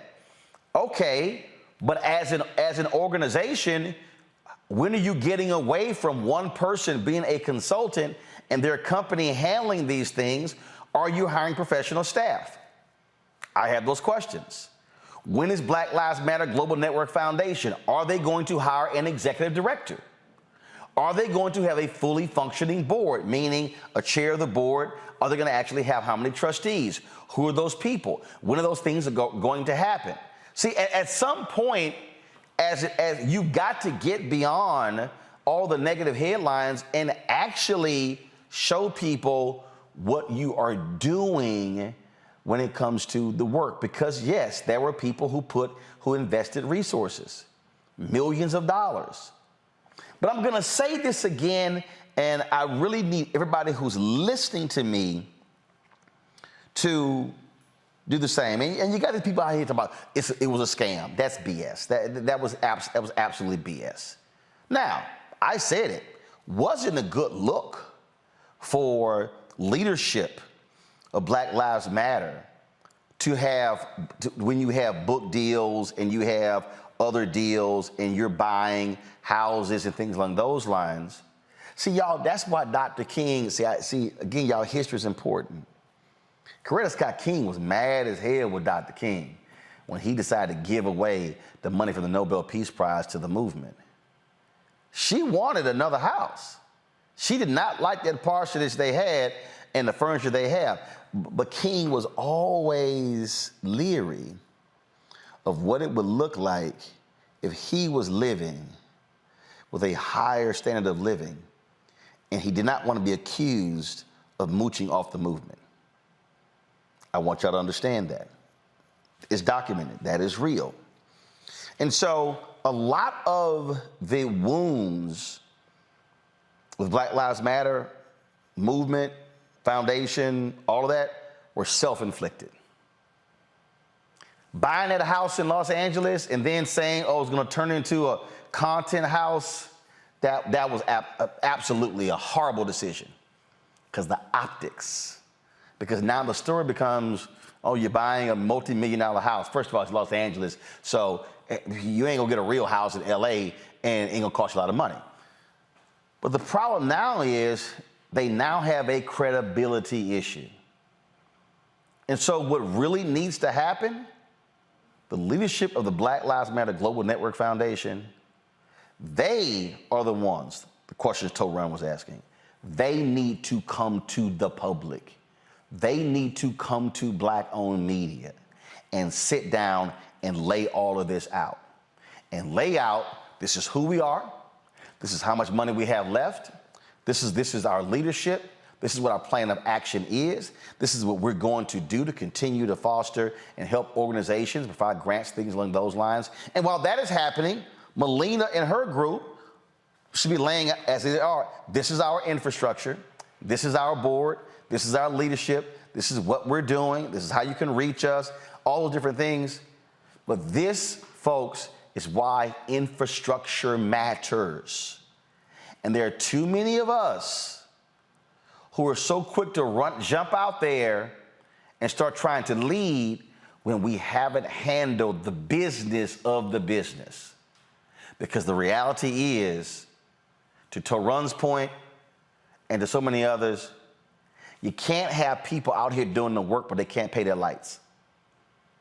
You can't have people out here doing the work and they can't eat. But that means infrastructure, which means you got to put them on the payroll. That means they actually have to get paid for what they're doing. Ain't no 401k plans in civil rights work. And so we have to be cognizant of that as well. This is why you have to actually, and again, do understand, folks. I just want y'all to understand. The NAACP, the 2,000 chapters, those are volunteer jobs. Those are not paid jobs. Now, they may have an executive director of a chapter. It's a paid job, but volunteer. So you have a combination of paid jobs and volunteer. It actually exists right now in numerous organizations. So Black Lives Matter, the organization, the entity, right now, they have a serious credibility problem, because all people on the outside are seeing all these headlines and craziness. What they're not seeing organization, they're not seeing infrastructure, they're not seeing direction. All of that is critically important. Panel, you can weigh in on this before we actually go. I'll start with you. Yeah, you know, Roland, you highlighted some really critical points about the movement. And I think a lot of times is when you talked about in terms of this new generation of activists, it's also this in terms of the having talked to people who have been in the movement or read about the movement and passing that information on. And I think a lot of that gets lost. And so while we talk about the mistakes that they made, I think a lot of it has to do with just institutional knowledge. Having someone who understands how to, in terms of not day-to-day operation, building infrastructure, et cetera. Because I think the point you made about things in terms of, being able to, in terms of BLM say, okay, we're officially BLM. But in terms of you talked about things just kind of got out of hand because it took off. It was global. People from all over the world are wearing Black Lives Matter T-shirts. So I think that, those points you highlighted are really important. And I'm hoping that the lessons that you pass on and things you're highlighting for those folks who are watching now, who are community activists, learn from the things that you're saying and will utilize, though, to make sure they have an infrastructure in place and that they have movements that continue to be effective long term. And also, Toran, leadership should be doing a better job of explaining this. Frankly, I'm doing a hell of a lot better job than they are. And part of the problem, with the foundation is They ain't talking to nobody. I'm gonna be as real as I can be on this program. Like I said earlier, when we were talking to Melina, I have been to Ferguson. I've been to many of these cities where these situations happen, and I've talked to people who were literally on the ground, actual boots on the ground, who have smelt tear gas, who've gotten hit in the head and have risked life and death. The issue is this. Everywhere I went and everybody I spoke to said they wanted direction and they wanted to understand what their role was within that organization. And everything I heard was that we're not hearing anything. When we try to get answers, we can't get any answers. When we try to be straightforward and get direct answers, we get nothing, or we get silence, which is worse. And my point is this. You cannot have an organization that purports to be for the people when you're not responsive to the people who are in your organization. That's the danger in this sort of thing. Regardless of whatever else is going on outside, if you consider yourself to be leadership and you can't even give a straight answer to the people who are risking their lives for you and risking prison, then what good are you to the people you serve, and what good are you to an organization? You're doing nobody any good. And if you can't be straight with those people, you need to get out. Well, part of the problem even coming out of that is that everybody wasn't, Black Lives Matter wasn't actually over that movement. That's what I'm saying. This stuff has been so convoluted that that's just what sort of been back and forth. And again, there are a lot of people, Shannon, who were claiming they were BLM, but they were not, because there was actually nothing that was really official that was BLM. It's been all this drama since, and they got to get it sorted out. Otherwise, it's going to be a completely wasted opportunity. And why spend all that work building something up and having all this engagement, and it fails? Absolutely. The other organizations that you mentioned, like the NAACP and the Urban League and all of the other ones that have been around, they do have structure. You know how to reach their branches and chapters. You know who's heading them, who's running them. There's contact information. The stuff that makes you feel like they are an actual real entity. Now, I understand that Black Lives Matter started as a movement, but when the movement started to move, it needed to have a structure in place to anchor it so that it didn't just move everywhere, but that it was grounded, it was building a solid foundation. And a lot of times we get an idea, our hearts and our minds are involved, and we want to do, and we don't always get the foundational stuff together. And that foundational stuff is not fun, it's not pretty, but it's the stuff that keeps you behind out of trouble when your organization starts to grow and move. Yep, indeed. All right, folks, hold tight 1 second. We come back, we're going to talk the death of Jim Brown. Obviously, his legacy when it comes to football, legacy when it comes to his community work. But there are a number of people who also are talking about his legacy as it relates to violence against women. All of these things people are raising since he passed away late last week. We're going to be hearing from some folks coming up, chatting with Hall of Famer Edgerrin James, also hearing from Hall of Famer Marcus Allen, Sterling Sharp, Willie Buchanan, and others. You're watching Roland Martin Unfiltered on the Black Star Network. On the next Get Wealthy with me, Deborah Owens, America's Wealth Coach, the wealth gap has literally not changed in over 50 years, according to the Federal Reserve. On the next Get Wealthy, I'm excited to chat with Jim Castleberry, CEO of Known Holdings. They have created a platform, an ecosystem to bring resources to Blacks and people of color so they can scale their business. Even though we've had several examples of African Americans and other people of color being able to be successful, we still aren't seeing the mass level of us being lifted up. That's right here on Get Wealthy, only on Black Star Network.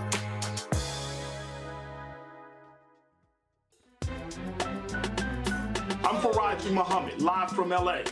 And this is The Culture. The Culture is a two-way conversation. You and me. We talk about the stories, politics, the good, the bad, and the downright ugly. So join our community every day at 3 p.m. Eastern and let your voice be heard. Hey, we're all in this together. So let's talk about it and see what kind of trouble we can get into. It's The Culture, weekdays at 3, only on the Black Star Network.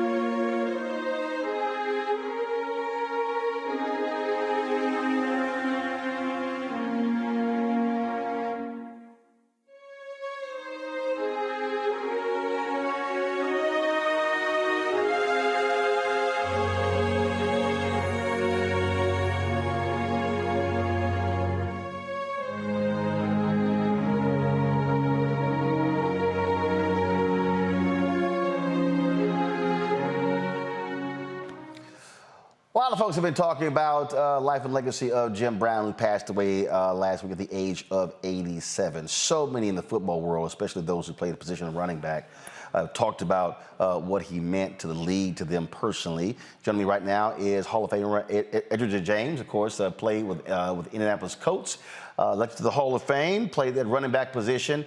Edge, glad to have you on the show. Just share with us your recollections, your thoughts with regards to Jim Brown. Hey, what's up, everybody? Yeah. No, Jim Brown he's like the mold. He was the one that set the example, even though he played before a lot of our times. But once you start playing the running back position, you learn about Jim Brown. You see all the great things that he done. And one thing that made him stand out when I first started was how many times he led the league in rushing. So that was super important to me. And that's when I started studying Jim Brown. And to know that he could have went on and did so many more great things as a football player, and he shut it down to go and be an activist and go to Hollywood and actually be bigger than football. I think everybody that understands or knows his story has a greater appreciation for him as a person, as a player, and what he's doing for the culture. Obviously, he was the gold standard for the position that you played. In a bit, I'm going to play something from Sterling Sharp, and he said, frankly, when there was a conversation, he said there was never this GOAT debate. He said it was clear. It was Jim and everybody else. Yeah, the greatest. I'm talking about anybody. Everybody knows it starts with Jim and then everybody else. Indeed. Just share with us your interaction with him over the years. Well, over the years, especially once you get to the Hall of Fame, you always cross paths before that, but once I got to the Hall of Fame, you got a chance to be around him a little bit more. He's a little older, and the one he came to Mr. Irsay, Mr. Jim Irsay does this concert, this collection. He had Jim Brown come there. And I have this old 1975 Chevy Impala or Chevy Caprice Classic that I get all the Hall of Famers to sign. And that was one of a big moment right then for Jim to sit there. He just signed my seat, and he put that number 32 on there. That stamped it because, I got the greatest football player to ever play to sign a seat full of Hall of Famers, and he stands out amongst everybody. Indeed. Reecie James, man, I appreciate you joining us, just sharing your thoughts about the passing of Jim Brown. All right. Thanks for having me. Not a problem, my brother. Be well. All right, cool. Folks, I was at the Anthony Anderson Golf Tournament, Celebrity Golf Classic at Bighorn in Palm Desert, California on yesterday. Caught up with Willie Buchanan. He's a member of the Green Bay Packers Hall of Fame. He had this to say about Jim Brown. All right, start the question. All right, go ahead. All right, so just share your thoughts about Jim Brown. Greatest football player that ever lived. Jim Brown was a classic. I work for the NFL still, and I worked the sidelines. I went and grabbed the ball out of the ball bag, walked it over to Jim Brown. I said, Jim, I need your signature. This ball is for me, not to anybody else. I want to keep this as a souvenir, just for me, and it's still in my office to this day. Jim Brown was the greatest. That's all you can say. He was the greatest. All righty. Sterling Sharp, of course, played wide receiver in the NFL. His brother, Shannon Sharp, is in the Hall of Fame. Got a chance to chat with Sterling as well. All right, your thoughts about the passing of Jim Brown? Well, it's easy with Jim Brown. He was a good friend of mine. He treated me with, I think, the greatest compliment I ever got. I got from Jim Brown, who said I could play in any era. But when I think of Jim Brown, I think of a great player. I mean, I'm not going to do any of the off the field and the social justice stuff that he did. He was great at the movies. He was good at.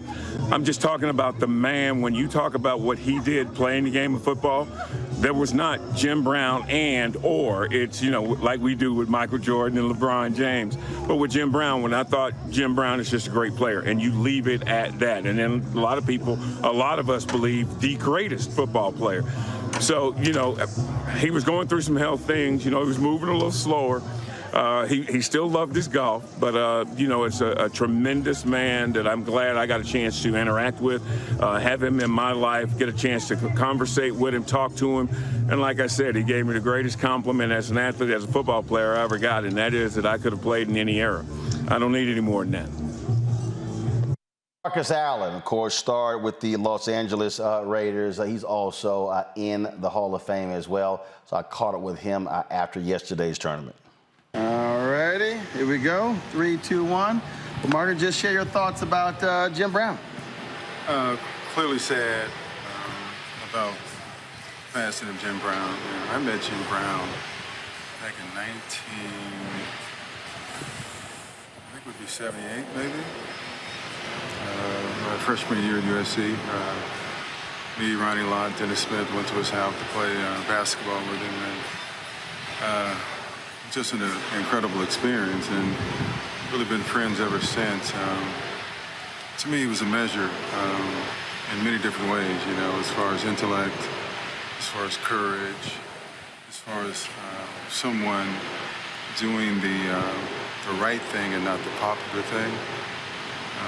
That sort of epitomizes Jim Brown to me. But when you really got to know him, he was just, he was a great guy who wanted to elevate you and all that you were doing, and wanted you to become, I think, a beacon that would represent your family and your community. And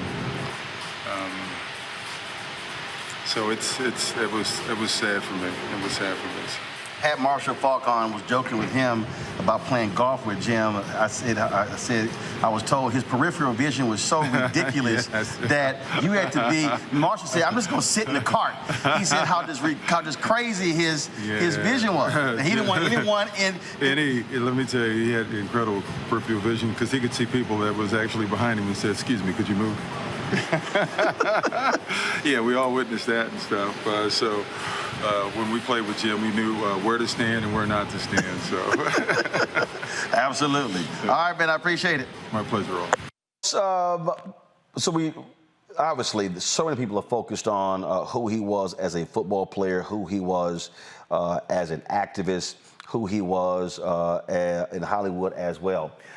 This here headline, hopefully, if I can pull it up here in the Cleveland, in Cleveland.com, they talked about this as well, and that is the allegations of domestic violence against him, his relationships with women. If you look at social media, there have been a number of folks who have talked about this very issue.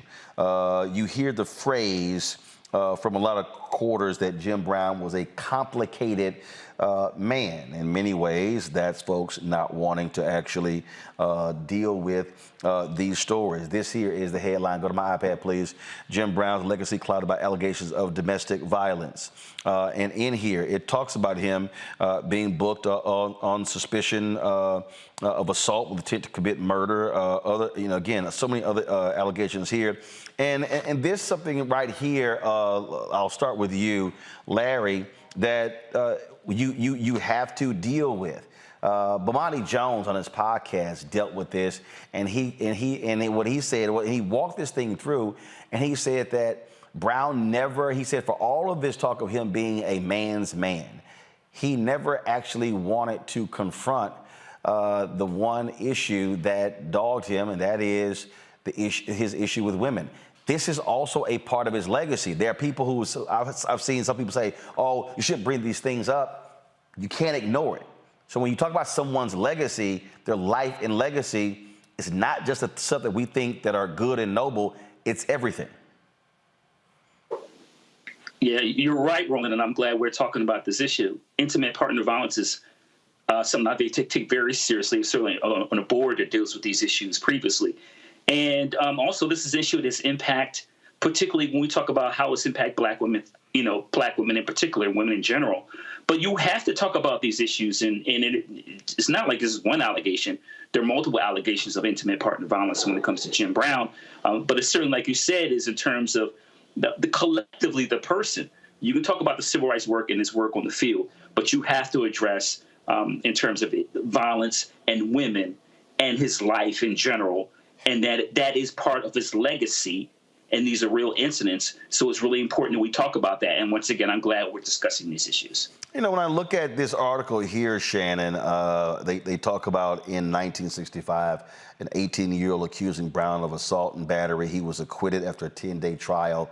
Also, in 1985, he was booked on suspicion of rape and sexual battery. Charges were dropped 3 months later. Remember, many people remember in 1999, when his wife Monique called the cops after he was destroying a car with a shovel, and he was found first of all acquitted on the more serious charge, but the judge did sentence him to a year domestic violence counseling. And what's interesting is that he refused to do that and instead went to jail, served jail for 4 months. He did say this here: "I'm no angel.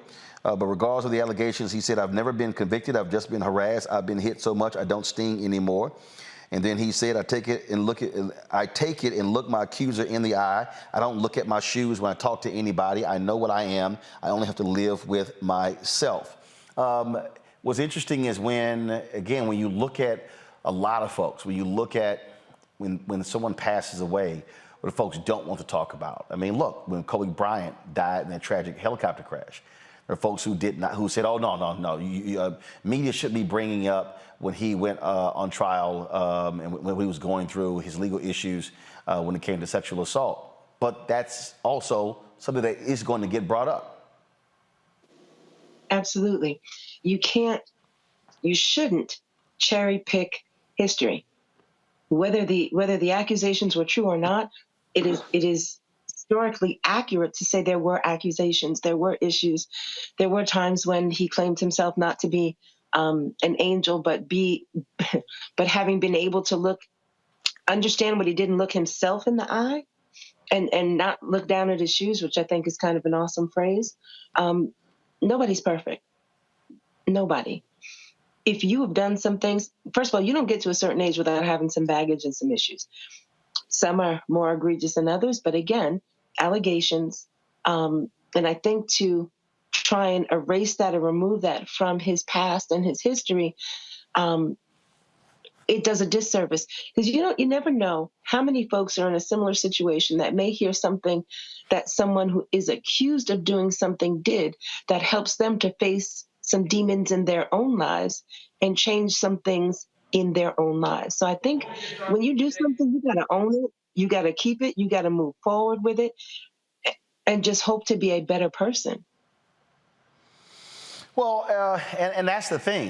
It is just quite interesting to me, Larry, just watching the different reactions and listening to people and just watching how when I see people and when I'm watching and reading these stories, how some say, well, you shouldn't bring these things up because hey, he wasn't found guilty. And then I've seen a number of people, especially women, who say, okay, but you can't ignore the repeated accusations over and over and over again.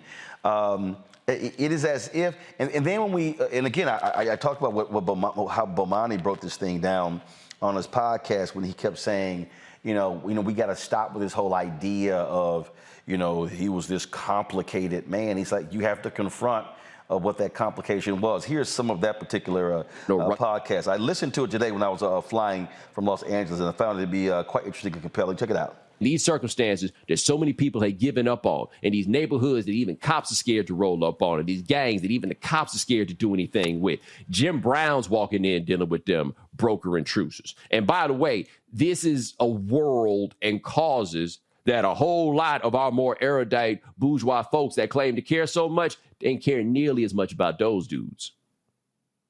Care about them kind of in theory and in an academic way, but on the boots on the ground sort of way, hey man, take a man to do that. And that man was Jim Brown. And that man was consistently Jim Brown. But what's interesting about American when he started it, I found this right before I got on the show. He said that he had based the American Foundation around three things: the determination of Malcolm X, the recovery program of Alcoholics Anonymous, and the capitalism of Ronald Reagan. See, this is why it's interesting when Jim aligned himself with Trump and people were so shocked and so saddened. I was like, what are you talking about? Jim Brown's a capitalist. Like, this is what he's about. Jim Brown also endorsed Nixon in 1972. Now, something to think about, though, with Brown and his endorsement of Nixon. James Brown also was a Nixon endorser. Wilt Chamberlain, too. Though with Wilt Chamberlain, people looked at it like he kind of got fooled. There was a consistency with James Brown and Jim Brown on this. And these are two, again, man, right? Like that standard idea of masculinity. But these are also up from like bootstrap type dudes. Like they really believe that. James Brown really looked at himself in that way and truly believed that the path for black people was self-determination. The self-determination was going to be the thing that made it happen, not the ideas that liberal politics typically have of what black people need. They just believe, hey, man, give us a chance and we're going to go over here and we're going to make it work. There's a consistency there in that ethos for these guys who really believe in capitalism and really believe in this, right? Like, it's there. That's why I say Jim is not complex. It is not complex that Jim Brown would align himself with Donald Trump. And the reason it's not complex that he would align himself with Donald Trump is that Donald Trump would be willing to meet with him, which I feel somewhat confident a whole lot of these other presidents would not. And by the way, I did a Google image search on that too, right? It's in the most thorough search, so I could be wrong. I couldn't find no pictures of Jim Brown with Jimmy Carter. I couldn't find no pictures. Only picture I found of Jim Brown with Bill Clinton, they were both on some panel. I couldn't find no pictures of Jim Brown with George Bush. I sure couldn't find no pictures of Jim Brown with Barack Obama. Them dudes wasn't meeting with Jim. Trump would. And you know why Trump would? Because Trump ain't tripping off the fact that you put your hands on a few women.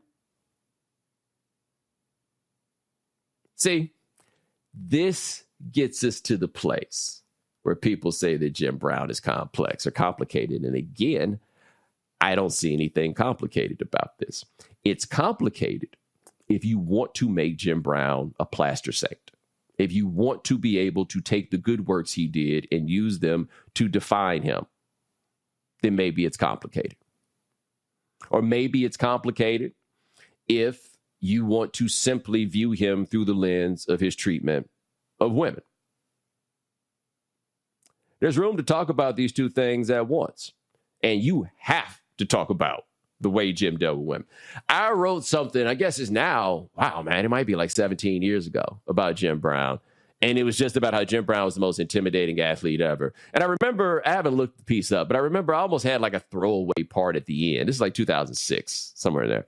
I feel like I had like a throwaway part in the end about the flip side of this, of course, is that his intimidating nature also led to him having these problems with violence against women.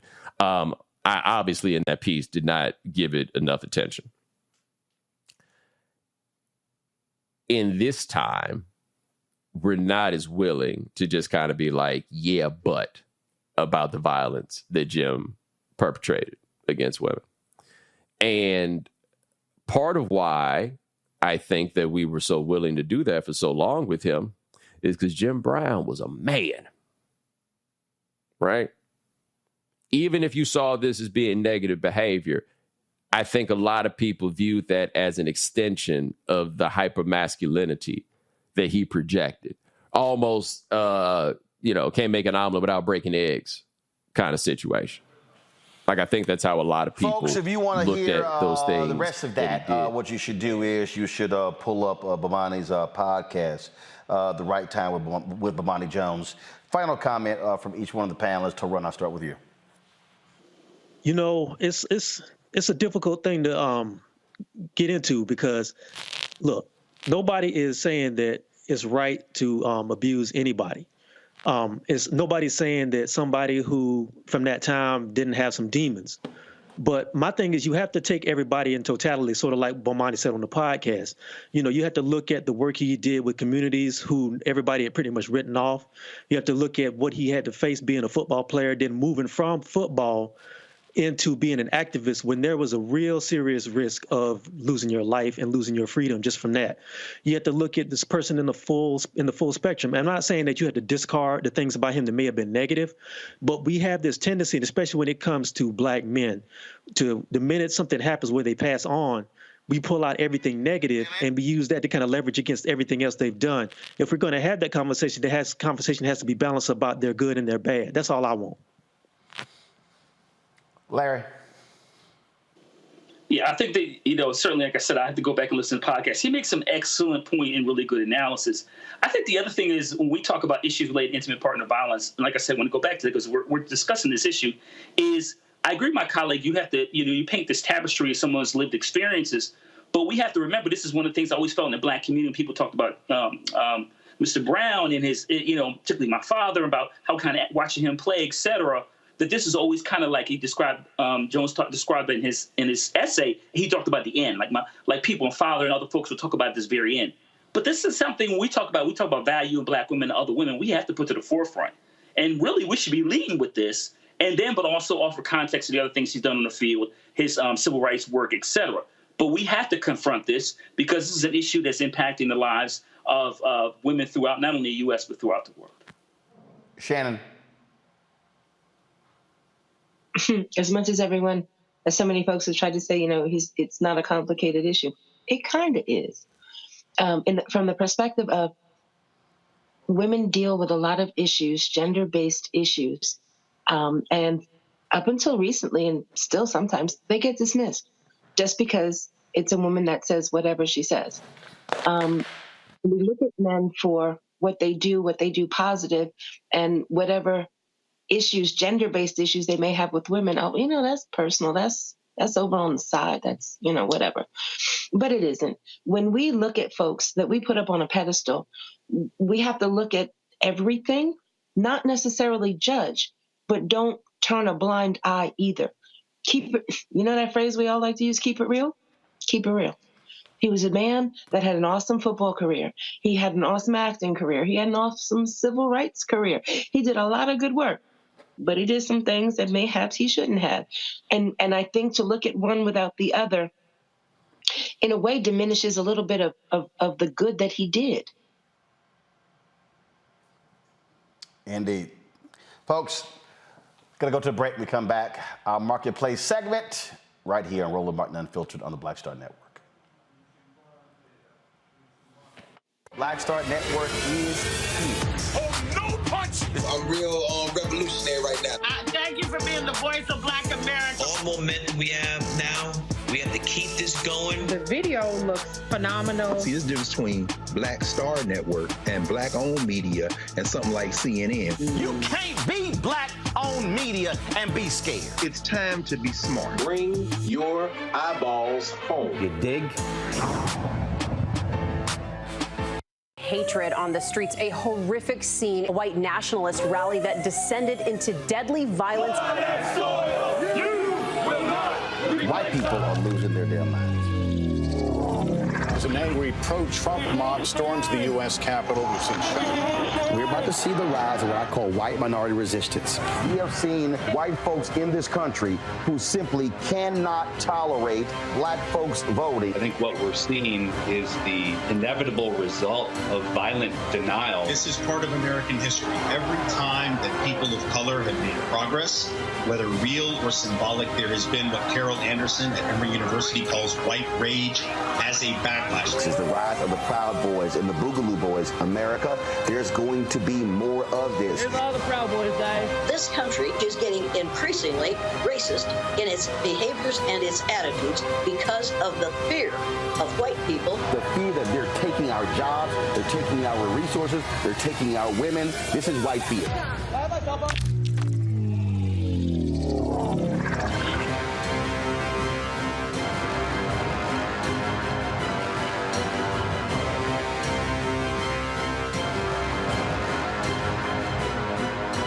Hi, this is Essence Atkins. Hey, I'm Deion Cole from Blackish. Hey, everybody, this is your man Fred Hammond, and you're watching Roland Martin, my man, Unfiltered.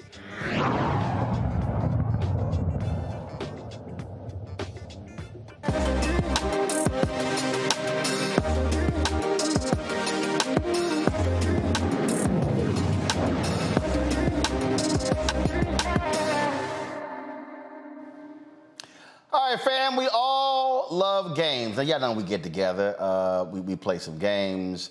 Some of us play spades. Some of us can't play spades. Then, of course, there's Bid Whist. And then, of course, we can talk about, Lord, Monopoly, Jeopardy. My family, Scrabble. My dad, a huge Scrabble fan. Categories. What's the game Unique? Unique did with the cards. What's the, the culture tags? Yeah, the culture tags. And so actually, she should call that game Shit Black People Say. That's really what it should be called. But Reecie Colbert, she has a game that she put out. And so we were talking about it. So Reecie explained is, Am I Tripping? Okay, yes. So so walk us through, what was Am I Tripping? So the concept is really simple. There are 100 game cards in the deck, and on each of these cards, there are scenarios written down that are meant to spark. I picked out some of the best ones, because, Roland is so opinionated. So I said, okay, I gotta get Roland to chime in on if the person on the card is tripping or not. And so the topics cover dating, relationships, marriage, parenting, money issues. Like I saw one today. Actually, it was one today. And it wasn't a card, y'all. It was real life. So apparently, this woman gave her friend a $400 baby shower gift, and her friend had a miscarriage. And homegirl was like, "Should I ask for the gift back?" No, you need your ass whooped. Right, you're tripping. Yeah, you need your ass whooped. Right. Exactly. So you have these. So okay, let's see here. So one of these here, the most I will tip for a takeout order is $5, regardless of the order amount. Am I tripping? And so what then happens? So you throw this out there, then everybody talks about it? Everybody talks about it, and you decide you're tripping because you should tip 20% or you should tip 10%, or I don't tip for takeout regardless because I'm not getting served, So it's meant to... I'll answer that. Okay. I tip if the pizza been delivered to my house, I'm tipping. Right. I ain't tipping if I order at the counter. Right. And my ass drove to pick it up. But wait a minute. And you process the order. I mean, that's why I'm paying for the food. But what if you didn't order at the counter? What if you placed the order online and when you get there, you just pop in, boom, take your food and leave? That's the same thing. All you did was you put my shit in the package. That's what I paid for. Right. Yeah, I don't understand now. You go to places and they got, on the whole deal, tip amount. Yeah. Like, you ain't do nothing. Like, all you did was literally take my order. I'm doing the work. Yeah. Come on, no, I ain't doing that one. So then it was not tripping because you agree with the person on the card. Got it. Okay, all right. My coworker's boyfriend threatened me in the work parking lot because he thought we were fooling around. Since he picks her up frequently, I'm considering reporting the incident to HR, even though she is one strike away from getting fired. Am I tripping? Am I tripping? Okay, all right.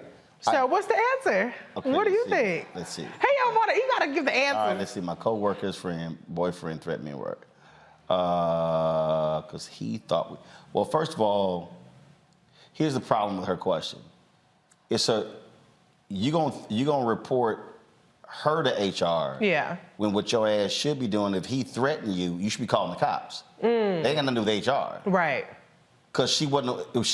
Now, was she there? Was she present? Was she involved in there? If she wasn't, why in the hell would you be going to HR? Well, so this is where the fun of the game is. You fill in the blanks. It's like an open-ended hypothetical, and then you say, well, it depends. Like, if homegirl was out there watching her boyfriend threaten me, then yeah, it's an HR issue because this happened at work. So that's where it's meant to really spur discussion and get people to fill in the blanks. All right. So when did you come up with this idea? Where did it come from? Okay, so on my show, The Reecie Colbert Show on SiriusXM Urban View, I have a segment called Am I Trippin'? And I was like, I gotta find a way to try to protect this idea because I'm just a small fish in a big pond. So somebody like a Charlemagne, I'm not trying to put him on blast. Somebody else might be like, oh, we should turn this into a card game. So I was like, well, let me do it first. So I came up with the idea to do a card game so I can trademark Am I Trippin'? Also have something to leverage with my show. You know, this media stuff don't, unless you're Roland Martin, this media stuff don't pay like that, you know. So I was like, well, let me. She tripping. Okay, put that on the card. That'll be in the next edition. Yeah, she tripping. Yeah, so that's what it was just about. It was about having something. It's like this one here. My wife and I can't agree on what kind of car to get my son for his 16th birthday. We make good money, so she wants to get him a new entry-level luxury car. I told her we make good money, not him, so he needs to work his way up to luxury and start with a cheap car. Am I tripping? No, you ain't tripping. First of all, I ain't buying you shit at 16. Wow. Okay, what age? 18? Hell yeah. Okay. 18. I ain't buying you no damn car at 16. Nah, you maybe drive my car, maybe. Maybe. Okay. But I ain't buying your ass no car at 16. And it damn sure ain't gonna be no luxury car. But don't you think like, okay, the car that your child has is a reflection of you as well? Hell no. Because I don't give a shit what nobody else thinks anyway. Okay. When I drove my Corolla, I didn't give a damn what nobody else think. That shit was paid for. Right, okay. Like right now, my Navigator is 15, will be 15 years old in November. It's been paid for since the day I drove it off the lot. Wow. Y'all can kiss my ass if you got a problem with me having a 15-year-old car. There's nothing wrong with guess that. What? Your ass got a note. I don't. Okay. Yeah. Okay. But see, I would want to buy my daughter a luxury if I had the means to do. I would be like, oh, girl, you got to stop. Her ass getting a cheap damn car. No, he right. She don't. What Bill Cosby said in the Cosby Show? Oh, I don't know what he say. When he said no, me and your mama rich. Yeah. Well, there's a lot of this going around. You ain't rich. Yeah. I'm with him on that. No. Yeah. That ain't happening. I think Shaq, there was a video, Shaq did that. He told his son, I think his son graduated like, say, get whatever car you wanted. So his son went and he wanted, he wanted the Charger. Okay. But the top of the line Charger. He was like, oh, hell no, you ain't getting that. He said, get the entry level. He said, I got that one. You ain't getting that right, one. Right, so, yeah, I'm with him on that one. All right, let's see here. Who am I starting with? Larry. I guarantee you, Larry probably already had dinner conversation like this already. Right. So Larry, what do you think about Am I Tripping? You already know. First of all, Reece, congrats on all your success. I say you're killing it. I love the game idea. I think it's great. I think it's going to be a hit. Make sure you let us know what the website is so I can go and support your sister. That's first of all. Second of all, let me go to a couple of those questions. So 16-year-old, nah, you're going to have to. No, you're tripping. You're gonna have to earn that. That's first of all. Oh wow, tough crowd. Thirdly, with the whole thing about the boyfriend in the parking lot, forget the professor stuff. I'm from Philly, so I'm not even having that. So I don't need HR to handle that situation. So he's tripping. So that's my answer. I love that. Yeah, you know, one of the things I forgot to mention. So in each package, I decided instead of making it a card, I was going to make it an insert because people want 100 cards. They don't want 99 cards plus an instruction cards. Right. So I have this insert with each package that gives you some ideas. Small ass writing. I know, but look, it's 4x6. It's like 12 cents to print this. Okay, so you know. Damn, girl, you need to increase the damn type. I got good eyes, but damn. Well. See, you should have used both sides of it. See. Okay. I'm taking advice from the entrepreneur, from the guru. Big ass print. Yeah. Look at the ass print. Put a magnifying glass in that damn box as well. And listen, everybody got a phone. Take a picture and zoom in. Boom. Problem solved. See right there. No, use both sides. You're already paying for it. Yeah, that's a good point. Okay, free advice. Shannon, go ahead. I'll take it. Wow. So, there's a lot of tripping going on from them questions. My 16-year-old is not getting a brand new luxury car. You're going to get a Fred Flintstone mobile and hope you got some good shoes on to be able to make them brakes work when you need to make them brakes work. Unless you got your own thing going. I'm sorry. As far as fast food, I'm going to pick up food and I'm tipping. You tripping if you think I'm tipping. If I'm coming to get in my car, use my gas to get over the way you at. No, it's not happening. And as far as the HR, the parking lot, and all that, there is a song that I listen to. It's called Try Jesus, Don't Try Me, because I like hams. Yeah. I'm going to leave it there with that. I know that's right. All right, so now these questions, did most of these come up on the show? In dinner parties, how'd you come up with the questions? So I came up with the scenarios. I came up with them. Some of them are kind of from my personal life, you know, with a little spin on it to protect some people. The HR one, it's not me, but it's people that I know have been involved in a lot of these scenarios. And then other things are just kind of like, some of them are simple, like the I don't tip more than $5 on takeout, because the idea is like, you know, these are kind of scenarios that we all find ourselves in. So some are scandalous, some are very simple. And then I have cards in there where it's about sharing your own story. I put one in there for you, Roland, because I know you have to tell people no a lot. Yeah. So one of the cards, I think it's in that deck you have, it asks, you know, share a true story about a time where you said no to somebody that made you think, am I tripping? So on every card, it does. I thought I was tripping. Well, so you just already know you're never tripping. Okay, well, that's. If I tell your ass no, no means no. But sometimes you say no and do you ever feel bad about saying no? Hell no. Okay, well, it does not apply to you. Hell no, I don't feel bad. I know you don't. If I tell your ass no, the answer's no. The answer is no. And I feel perfectly fine. So you can call other people tripping, but you never tripping. Hell no. Okay. I'm not about to sit. If you ask something, no. That's a full sentence. Why do I feel bad? It's a full damn sentence with a period. Yes, point blank at the period. Absolutely. I think this one here. I think this one. Let's see. I think this one applies to Toe Run. Oh boy. No, I think this. After a night of drinking, my friend got sick and threw up in my car. I told him he needed to give me money to get it professionally clean, but he said it was my fault for pressuring him to keep drinking. I did keep buying shots, but as a grown man, he should have known his limits. Am I tripping? Oh Lord, you're gonna put that one on me. Hell yeah, put it on you. It's ironic because I've had that situation before. And see, there we go. Look, I say it straight up. Look, you should be thanking me because if I'm designated driver and I'm getting you home without you having to lay on the ground, you need to be hooking me up, man. I did take one of the shirts that he took off and used it to mop up some stuff, so I didn't get tripped at all. I wasn't tripping. I didn't feel like it. I'm making his ass clean it up, even in his drunk state. Oh wow, you're not gonna wait till the next. Well, it does stink after a whole. That funk not gonna be about in the car. No. It takes some days to air it out. Your drunk ass cleaning it up right now. Look, I have never thrown up in anybody's car, but this is a true scenario. I do have a friend who threw up in her purse to avoid throwing up in my car. So I was like, thank you. And I bought her a new purse to thank her. I can't stand being around drunk ass people. If you drunk. Well, you don't drink. But if you drunk, I don't mind you drinking. But yeah. You get to the point when you drunk and you throwing up. Yeah. Oh, hell no. Hell no. You know your limits. Yeah, we got problems. All right, I want to throw this last one out. Each panelist answer this question. My pet peeve has been around people who never have cash. Yes, I know there are cash transfers, apps, and cards, but I think it's crazy not to even have at least $2 on you at all times. Am I tripping? Larry?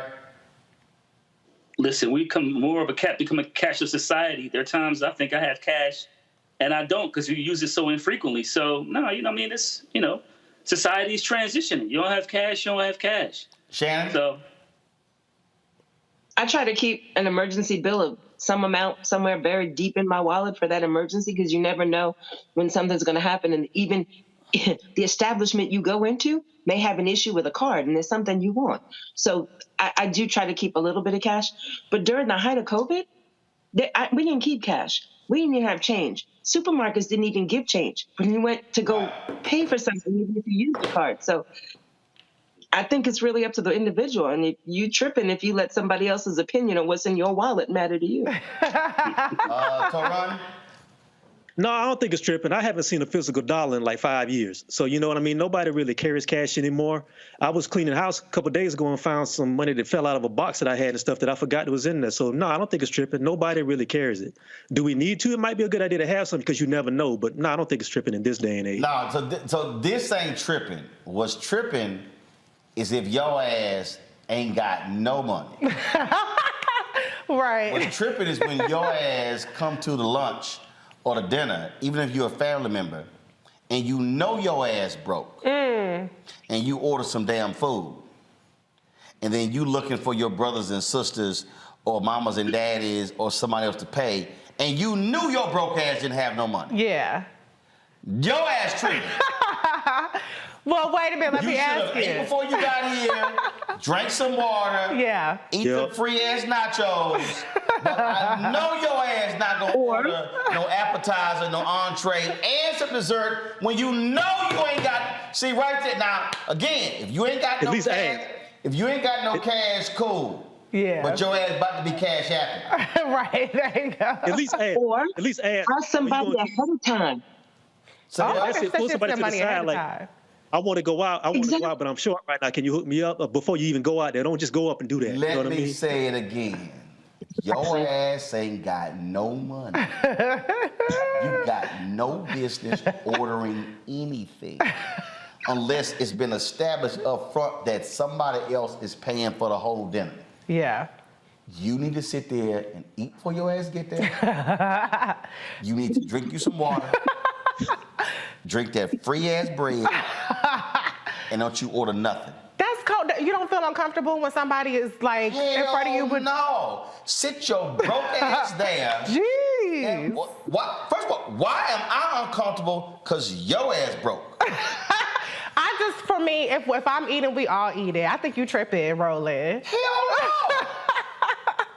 Especially if I had to pay for your ass the last 4-5 times. Okay. See, No, that's a different. Well, wait a minute. If you pay, do you believe that you pay everything, including the tip? That's one of the cards. Or does if you pay, then the people that you're treating pay for the tip? No. First of all, if I'm inviting people, and I'm paying for everything, I'm paying for everything. There you go. We doing that. Okay. But no, if your ass ain't got no money. But you don't invite broke people out with you. You like, you gotta. No, I ain't inviting broke people. I wouldn't invite, but if you're there, my feeling is if you're there, I eat, we all eat. I don't want nobody who's sitting up there, oh, I'm just gonna have some fries because I only got $3. Don't your ass come. Don't you bring it. Interject for a second? Can I interject for a second? My husband and I have been married for 25 years. There are times when I go out to dinner meetings or I go to meetings, go out to the diner with folk after a meeting and this, that, and the other, and I will sit there and I will have something to drink and I might get a piece of something to snack on, but then I may order something to go because we have a rule. Every night, we eat dinner together, a late dinner like it used to.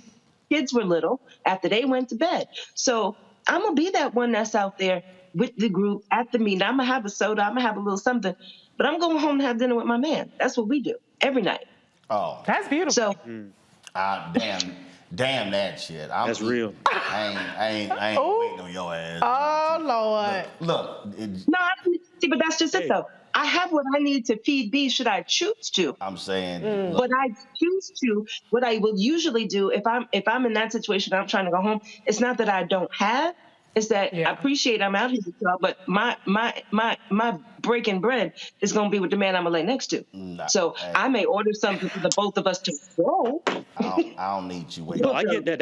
I love that concept. My whole thing is like, if it's okay, you gotta just have that conversation.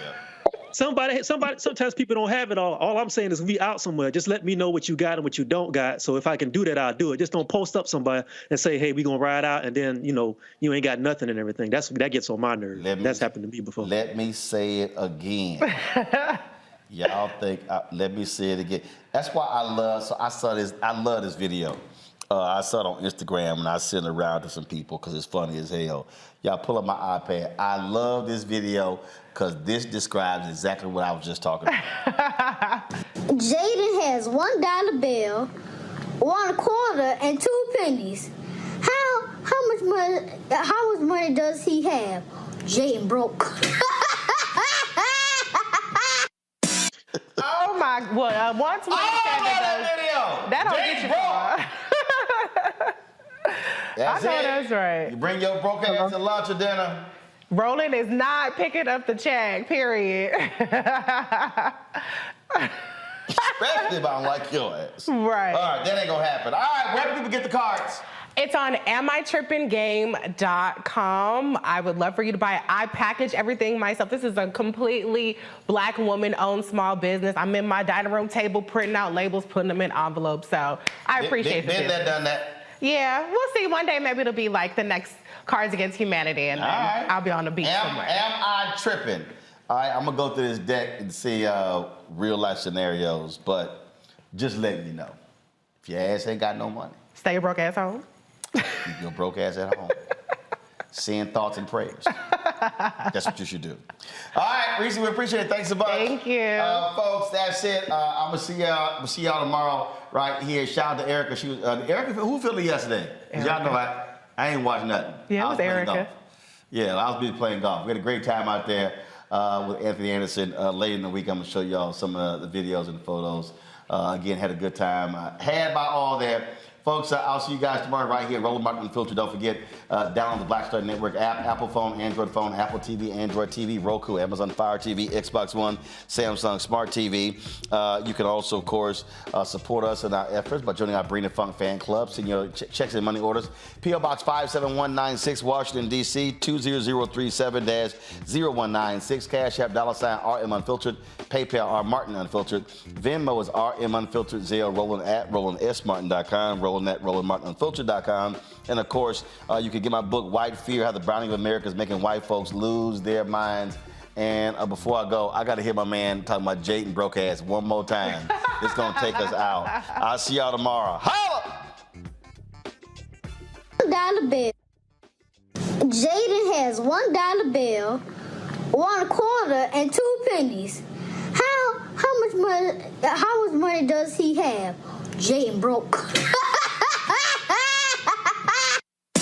Folks, Black Star Network is here. Oh, no punches! I'm real revolutionary right now. Support this man, Black Media. He makes sure that our stories are told. Thank you for being the voice of Black America, Roland. Stay Black. I love y'all. All momentum we have now, we have to keep this going. The video looks phenomenal. See, there's a difference between Black Star Network and Black-owned media and something like CNN. You can't be Black-owned media and be scared. It's time to be smart. Bring your eyeballs home. You dig? Pull up a chair. Take your seat. The Black Tape. With me, Dr. Greg Carr, here on the Black Star Network. Every week, we'll take a deeper dive into the world we're living in. Join the conversation only on the Black Star Network.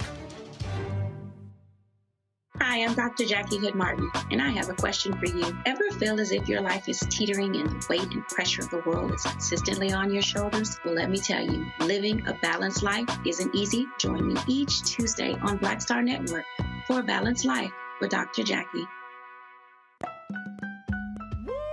We're all impacted by the culture, whether we know it or not. From politics to music and entertainment, it's a huge part of our lives, and we're going to talk about it every day right here on The Culture with me, Reecie Muhammad, only on the Black Star Network. I'm Deborah Owens, America's Wealth Coach, and my new show, Get Wealthy, focuses on the things that your financial advisor and bank isn't telling you, but you absolutely need to know. So watch Get Wealthy on the Black Star Network.